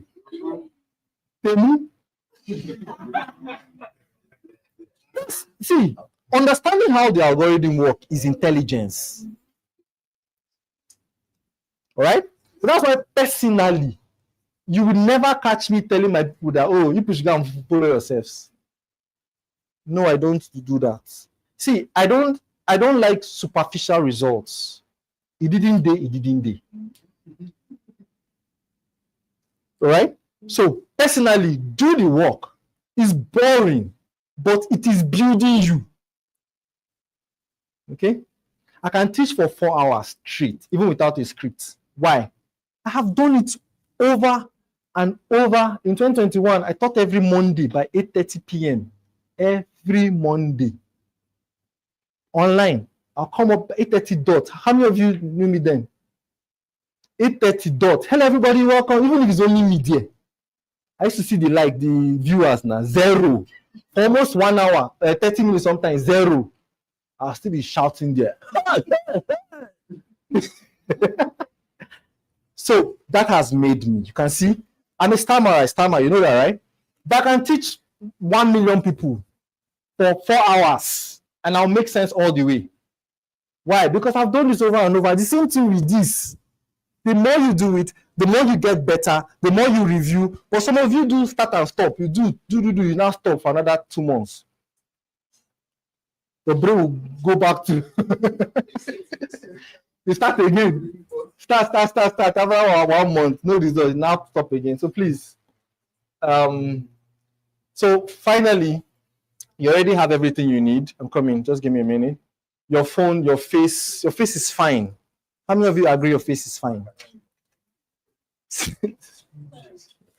You're a proud person. God will say, Makaji. Your voice. See, you don't like your voice because you've not listened to your voice enough. You're not used to hearing your voice. The first time you speak in a mic, you sound odd. Why? Because it's strange to you. You don't hear yourself. So, but the more you do it, the more you listen to yourself. When you make a video, I know you don't like to watch it in public with people there. When people are there, say, don't play it. Yeah, I get it. But the more you do this, the more you get better. And you have a story. You have how you started. You have what you want to achieve. You have who you want to help. All right. So start small, stay consistent, and keep showing up. All right. You're asking. I noticed something on my WhatsApp.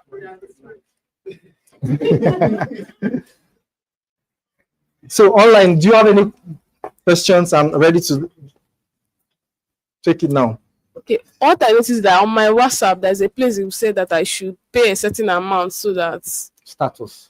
yes, for my status to That's go hard, viral. no? That's art, right? Because I noticed there is more realtors that are viewing my status. So it's me, I should just. How many people have your contact? Isn't all these realtors? Once I So what do you want? You want ghosts to be your contact? You want to? Where do you want people to come from? come ask Even ghosts. So, let me explain to you what I do. WhatsApp is my best platform I convert from. So WhatsApp is where I convert my leads to sales more. Here's what I do. I know my target market. His name is Mr. Okoro. And I know his problem. Sorry, his name is not Mr. Okoro. Mr. Okoro, I'm sorry. Do you understand? I know my target market and I know his problem. Right? His problem is that he's looking for someone he can trust. He has the money. You know, I used to believe that my target market have money. That's why I don't say some things. I like people that have money. I don't know about you. Me, I do. So I know that he has the money, he's looking for someone he can trust. I make a video. This is Jeff.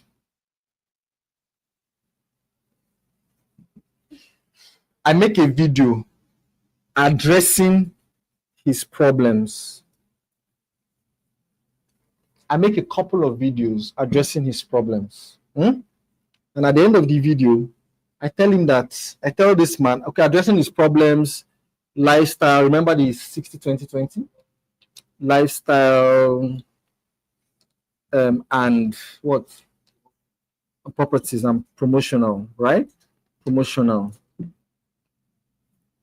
right? I make a video addressing his problems with my educational, lifestyle, and promotional. Then next, at the end of the video, remember the formula: hook, story, call to action, CTA. So there's the hook, there's the story, there's the CTA. What is my CTA to him? Usually, call or WhatsApp the number +234. Call or WhatsApp this number so that I can either take more of your questions or address any other issues you have, or if you want to buy any of my stuff. And then he sees my number and he reaches out to me, calls me. This is me, this is him. He calls me. Now he has saved my number. People like people that they know, like, and trust, right?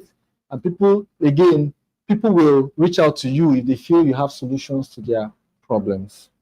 That's why you, as a person, if you're looking to buy a bag, for instance, you go and review other people's channel. Maybe go to Instagram, check their followers first, Abby.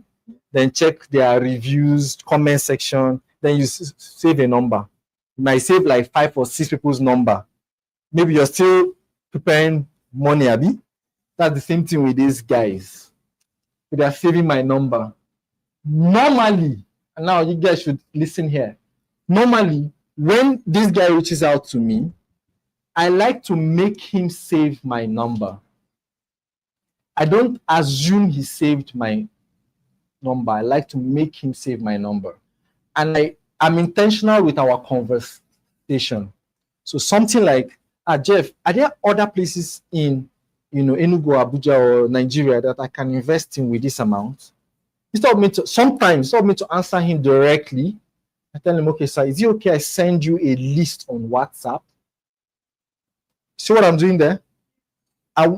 Because I need you to tell me hi, and I'll tell you, kindly say hi on WhatsApp, or if it's okay, send a WhatsApp number I can reach out to. My goal is to get him to what? Save my number. Because I know that some people need 7 or more contacts before they buy from you. It can be physical contact like calls, or it can be observing you. 7 videos. Like I told you, some people will come and tell me, I've just watched 8 of your videos. Then they'll reach out. They'll watch, then they'll reach out. Okay? Now, my goal is to get you to save my number. Because my number one duty, your number one duty for putting out content is to what? Generate leads. That's your number one duty. Leads are the potential buyers. They may not buy today, but get their contact. Let them get your own. That is your major duty. Do you understand? Now, the more leads I generate, the more people that see me, dependent on what? On the more content I generate, addressing those people I want, their problems. You see why I emphasize on 60% educational? Why? Because I don't just want you to see me and notice me as a realtor. I also want you to feel like I am your preferred option. Do you get? Now, the more I do this, the more people reach out to me, the more WhatsApp messages I get, the more people call me. They may not buy now, but they are my leads. They are now forming my WhatsApp contact. So my duty every day is to remind you that, hey, I am here. I do that by staying in your face as much as possible. I don't like broadcast messages, personally. Some people do it and do it creatively, and that's fine. Some people, they do like monthly, every month, Happy New Month, Happy New Month. I feel it's cliche, but yeah, some people do it to stay in their faces. What I do is that I try to update my status every day. And I update my status with intentionality. There's this specific people I update it for. It's not everybody. Do you get? So if you're my classmate, you're my friend, you're my relative, you're my sisters and brothers and my secondary school people, usually my status is not for you. Do you get? My status is for a specific people. So the more activity I generate in the online space, remember, building blocks. For every video you make, you're putting a block on your visibility. So the more activities I generate, the higher the number of people that see me, know me, and like me. And also, lead is a game of numbers. My lead formula is what? How many of you know? 10, 1. This is my own lead formula, personally. For every 1,000 people that come in contact with my stuff, my video, everything. So this is attract. I'm able to attract. 100 may be interested. Interested means they would reach out, maybe call you and say, okay. So out of 1,000, 100 may just be interested. Oh, I see what you do. They send a message, they might make a comment, they call me. That's 100. Then out of this 100, usually desire 10 may desire it. So they take another step. They come for inspections, they do investigation, they ask you for more information, maybe a form to fill. Do you get 10? And inside the 10, usually 1 will take action. They will buy. So my duty is what? To attract these people. Simple. So the more people I attract, the more leads I generate. I hope I made sense. So this is my own strategy. So I make enough content for people to see me more. Then they save my number or reach out to me. They now form my WhatsApp contacts.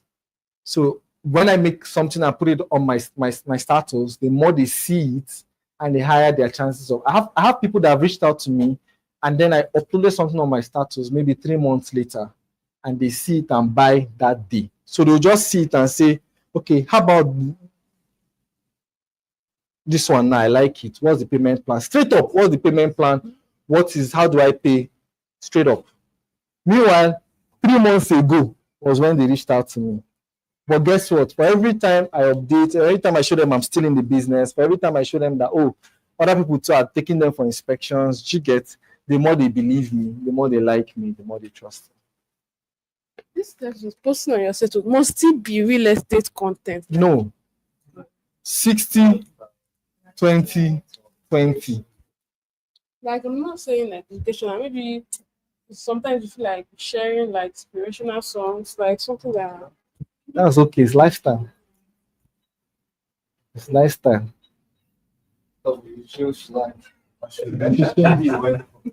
Yeah? It's lifestyle. You're a human being first before you're a real estate consultant. So you go for events, Ashebi, you can make videos and post it. People like to know you have a life. You don't live in the bush. You're a human being. You have people. Some people share their family. If you're comfortable with it, fine. If you're not, it's okay. Share other things, your personal stuff. You go on a hike. Make a video of it and post it. It's lifestyle. You have a life. You go to a fancy restaurant to eat. Make a video of it and post it. It's okay. You don't have to be the one to buy the food now. Will you write it there and say, I bought this food? No. You don't have to be the one to buy it. Point is project stuff that make you an attractive person. Don't lie. Try not to lie. And there are some things I don't think are necessary. Personally, I will not share a car I bought. I don't think it's necessary. Some people think it's okay. It shows that, okay. Oh, some people say new whip for the business, which is good. Personally, I won't do it. It's against my own principle. Some people share receipts. Client just drop. It's okay. But me, I don't do it. Do you get? And what I share, it's like BTSs. I'm taking the clients for inspection or documents. Oh, I'm giving my clients his documents, things like that. All those things still build your credibility. I'm traveling for a training. I'll make a video of it. I'm going for this training today. Shows that I'm investing in myself. Okay, so what I want to ask a bit, but I want you to take us through your system, because when we were talking this one time you talked about how you are. Okay, yes. I want you to take us through your system about how you create, or should I say prepare for the content, because while most of us just think it's something you just sit down and do, from what I discovered, you and your team sit down and plan, maybe plan a month. I don't know how you people plan it. So if you can just take us through that process, please. Okay, so basically, let me put it. So basically, for me, depending. So sometimes we plan 2 weeks ahead or a month ahead. The idea is that so our content are scattered into some will make on site, some will make in the office, some will make on the roads. Do you get? So that while you're doing your activities, you can know, okay, since I'm going to this site today, I'm going to shoot video for Wednesday next week and video for Thursday next week today while I'm on site. It's still the batch creation concept. So today I want to shoot indoor video. We're not going anywhere today. Maybe it's raining. We're not going anywhere today. We'll just shoot indoor videos. So how many indoor videos do I have? So because of that, we project our content ahead. Do you get? And we ideation part. Yes, that's where I am. So now we now sit down and we strategize. So what is our focus for the month? There has to be a focus for the month. What are we trying to achieve this month? Maybe which property is paramount for us this month? Do you get? Then what are the concerns or challenges that this property is supposed to help solve? If it's a land banking project, what are the challenges around land banking that clients need to know? That now forms our educational content. Do you get?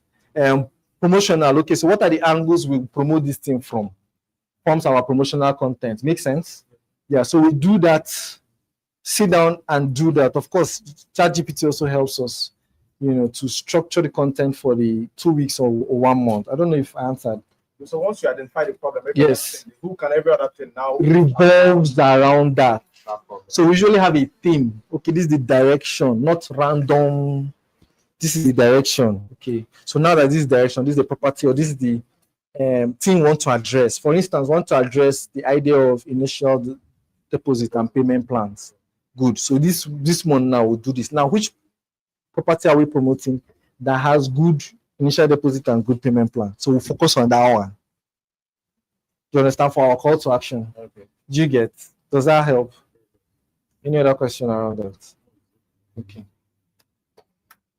So any other question as we wrap up?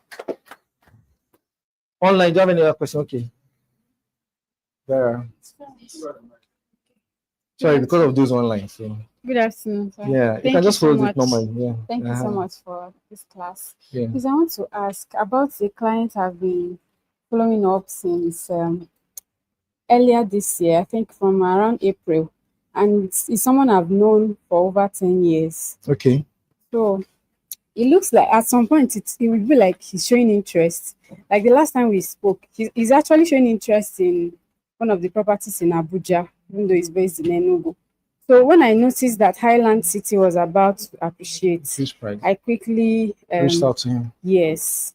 And he just went off like he didn't.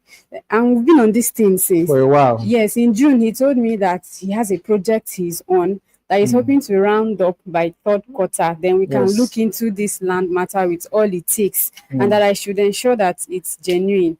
So I sent him some voice notes explaining about the genuinity. But he has not bought. He has not bought. And then I think it's September last month, he now told me, because we've been doing it randomly. So when he said, let him see some of those properties, even the ones I've sent before. And I asked him that, can I know your budget so that I'll know the particular? So he said he needs something between 3.5 to 4 M max. So, but Highland City then was 4.5 for the list. So I sent it to him and he was like, that extra 500,000. So I told him that it was actually way lesser. Okay, let us wrap up so that we don't take so much time. Okay. At the end of the day, he has not bought. Yes. We want to know what to do. Yes, what to do. And is it that he's not interested or he's just pulling my legs because he's going on and off? Okay. Let me tell you as it is, or should I sugar coat Please tell me as it is. See, finish Aventa. Okay. That guy is just encouraging you. Okay. Take it from me. He may not buy from you. Oh. Do you still want more answer? Yes.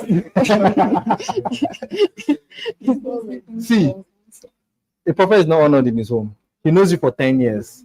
Why should he trust you with his 4.5? He knew when you ran around without anything. That's number one.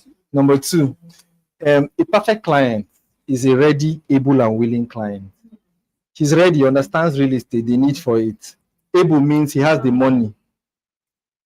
Cash is on ground. And willing means he wants to make the move, like he's willing to pay today, he's willing to start with the cash, right? Many clients are ready, willing, but they are not able. They are window shopping. See, the earlier you know this, the better, and this for everybody. The earlier you know some of these things, these are hard truths. People know that me, I don't used to sugarcoat all these things. This guy is not ready. Full stop. Move on to another person. Don't waste your time.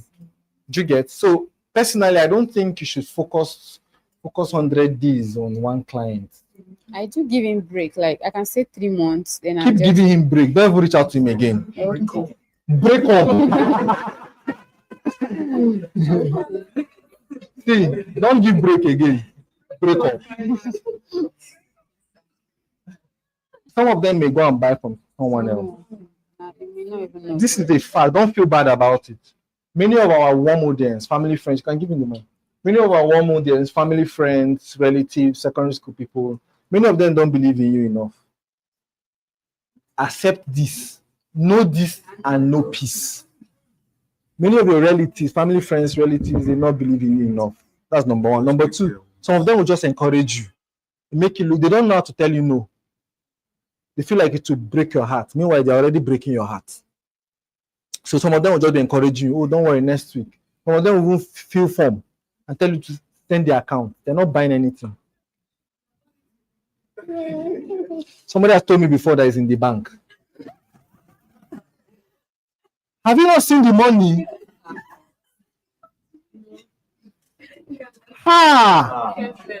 Like why? Like I don't understand the lie. Like why the lie?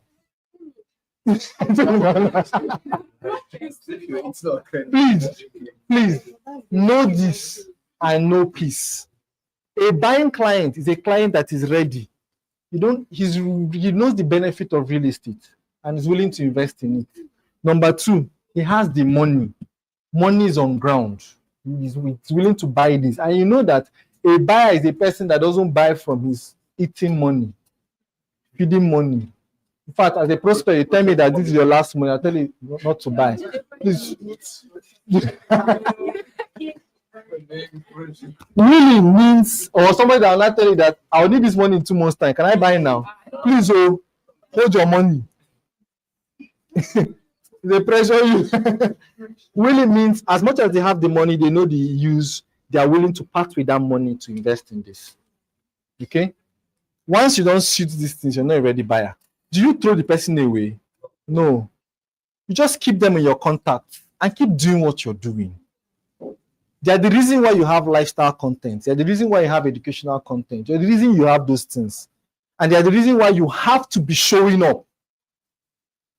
They are the reasons why. Because they may not buy from you, but they may one day be proud of you and possibly recommend you. Their pride may not still make them buy from you. I'm harsh, I know, but you still love me. So we need to come to the end of today. I want you to write in your notes, apart from writing, yes, ma'am.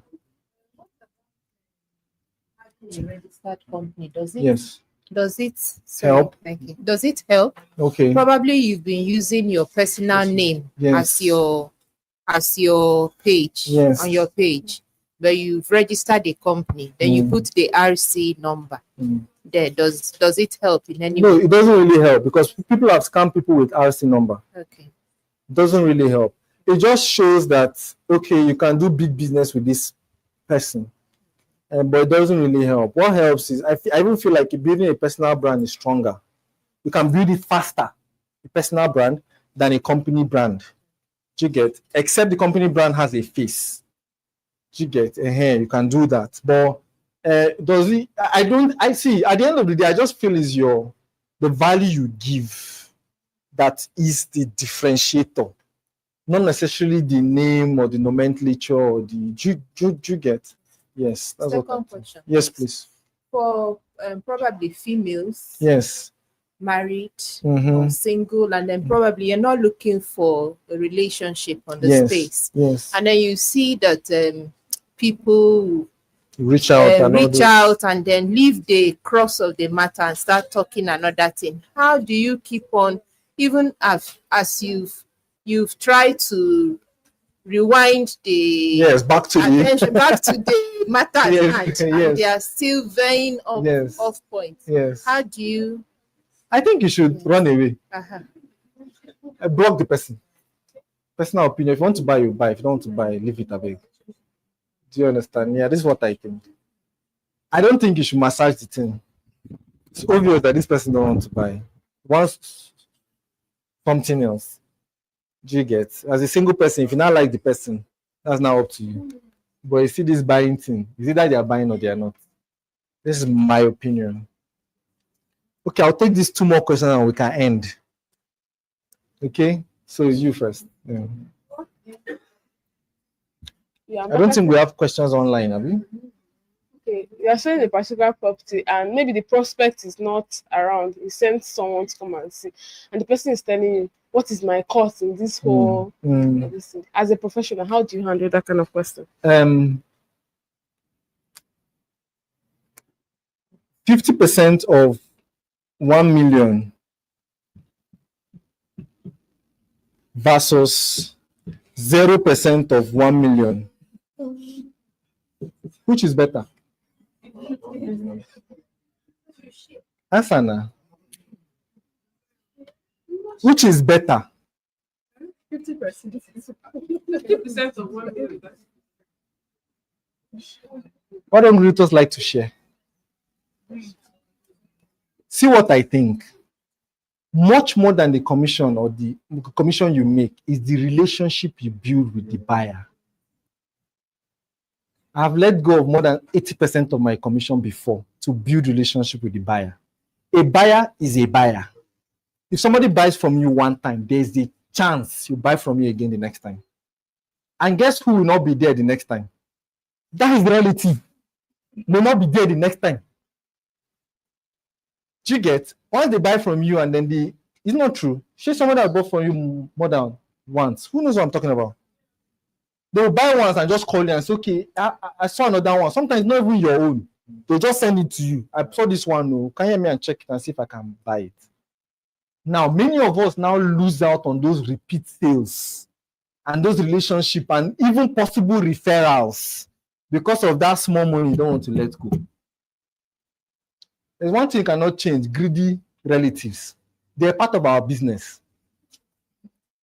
Especially when you're selling for people abroad, their relatives sometimes can be greedy. They're part of the business. They're part of emotional intelligence of this business. In fact, sometimes I used to even ask them that, okay, see you, how are we going to do this? You know, go spoil my business. It's not me to spoil my business. I want to use you first, build a relationship with this person, and then next time he may not even need you again. I know somebody, one of my team members, that of course this thing happened to. She cried that first day, and at the end of the day, she finally made this. She called me and I told her that, see, the same thing I'm telling you now, 50% of this money or 0. Which one is better? She said the 50%. Guess what? Client came back and bought from her and went ahead to give her a building project. That relative was not there. All those people were not there. Just what I'm saying. So sometimes we sell out our birthright for a morsel of bread, porridge, because you want to eat everything now. No, don't do that. The relationship is more important than the commission you make from that transaction. I think I'm talking. Last one. Last question as a wrap up. It's late. You guys don't want to go home today. Yeah. Sir, please, sir, how do you explain the angle of the guy that said he followed up Mr. Otedola for 15 years before he bought a property? Okay. I pray for each and every one of you not to have prospects for 15 years. Amen. What if one that finish you and kick you out of the business for 15 years? So the idea is, for me, as a successful realtor or someone that wants to be successful in the business, Just be dedicated to do it for a long time. Don't just see it as a hit and run. Do you get? So for me, you're in, or you're not in. You can't make it to the top in this industry or any other serious industry if you're not totally committed to it. When I say totally, it does not mean you can't do other things. Actually, also encourage that at the beginning, you have other sources that give you cash flow at the beginning, because you have to sustain before you hammer, in quotes. Do you get? Before you build clientele that can give you sales as regularly as possible. Do you get? So yes, have that. But my point is, now that you intend to do this as a full-time stuff, or you intend to do it for a long time, be in it, like stay there. Okay? So follow up for 15 years. I mean, there are clients, like I've told all of you now, there are people that have reached out to me 2 years later. They say, okay, I've been watching you for 2 years, since 2 years ago, since I started. Some of them say, oh, I've seen you go from here to here. I've seen you grow from here to here. Now I'm not ready to buy. Some people know that they'll buy in the future, but they don't have the money now. And I'll wrap up with this. There are two types of abroad clients. Two types. From experience. No, I didn't read this anywhere. So don't go and quote to any. Two types of abroad clients. First, at 1 to 5 years. These people just left, and they are making small money. They also know that they don't want to stay abroad for the rest of their lives. So they start putting in small money. They're the ones that buy all this land banking, small things, 1 to 10 million, 15 million lands. They're the people that buy those type of things. They don't like the hard work, because they work really hard, most of them. So they're looking to invest small in Nigeria, put their bread, what the Bible said, spread your bread on many waters after, many days. Do you get? That's what they're trying to do. The second part are people that have stayed really long. I have one currently on my case. He's trying to buy a house in Abuja. This guy has stayed 25 plus years without coming back to Nigeria. Those ones, they used to come with block. What the man is even pricing. Block. So these are the two types of clients, in my opinion. Now, these ones that are younger, they may follow you for some time. They are afraid of their siblings and friends, because siblings and friends used to think that they used to pick money on the road. So they don't want to tell siblings and friends about la. They'll just tell them tomorrow that their mother's cat swallows spoon, and they need to go and operate the cat. You should bring 10 million. So they're afraid of those kind of their siblings. So they look for trusted people like you. They start following you. Some of them also like people that are starting out, they are not too experienced. I've had that experience. Someone will see just that stuff or somebody's stuff and reach out to them and tell them that, oh, Jeff is Ogalafa. I've had that experience several times. Yeah. And my head, so I got them. I've not. Do you get? So I noticed that those kind of people look for younger people, like people that are just starting out. All right. And then they want to follow you. They observe it for some time, see that you're consistent. They want to know you're in the game. You're not a hit and run. Right? Then they reach out to you. And guess what? Throughout their buying journey, it is you. They have flown me around. They've lodged me. They've flown me to Port Harcourt, Abuja, even with you. That's how I met some of my friends. To help them go and buy a property. In my mind, okay, this money now you spend this. If you chuck it inside, won't you get another property? You get, but once they stick to you, they've stuck to you. But they need to know you are in the game. Not tomorrow night start selling okrika. In his mind, this person. They'll start looking for another person. Do you get? So yes, there are people like that. Especially those younger people, I noticed from experience. 1 to 5 years, they are like that. Then those older ones, those ones that have stayed long, they'll go and look for a track record. And younger people don't have a lot of track record. You go and look for your 2 years ago. What was this person doing 2 years ago? Do you get? You see why digital footprint is important. Like I said, whether you build a brand intentionally or not, you are building it. What is a brand? It's a perception. What people feel, what they say when you're not in the room. Do you get? So that's it. So So either of these people, at the end of the day, you just need to build some track record, some digital footprints, so that they can see what they can judge, in quotes, you with. So 15 years, I don't know. Do you get? But my point is, if you're in this, just be in it. That person that followed the $3 for 15 years means that he was 15 years in the business. Active. For me, that's the lesson there. You've chosen this path, stay there. I know a lot of people failed in several things before they started real estate. Like me. Failed in almost 9 businesses when I started real estate. Do you get? I know a lot of people are like that. Like after trying many things. In fact, if you find job 4 times, you not get. Next thing, agent. I get it. But I also think that what separates high flyers like you and others is the fact that you're willing to play in the game. You're willing to stay, and any industry at all. Do you get? So that's just, for me, that's just a lesson there. Again, I pray for you. Nobody will keep your money for 15 years. Amen? All right, with this, we've come to the end of today. So much more than learning and receiving Rema and doing right on is action. I believe strongly that consistent action is a cheat code. All right. So please, as much as you have your notes on the side, put action plans, and don't put too many action plans. 3 is fine. Here are 3 things I'll start doing today consistently. All right. Don't do too many. If you do too many, your brain will go walk, and you will not do it again. Danger. Just do 3. Here are 3 things I will do consistently every day going forward. Okay. And with this, I hope we all have a great day. Okay. Do you have any questions online? Without much questions, we end today as we have already fast spent. Thank you so much, guys. Enjoy a great day.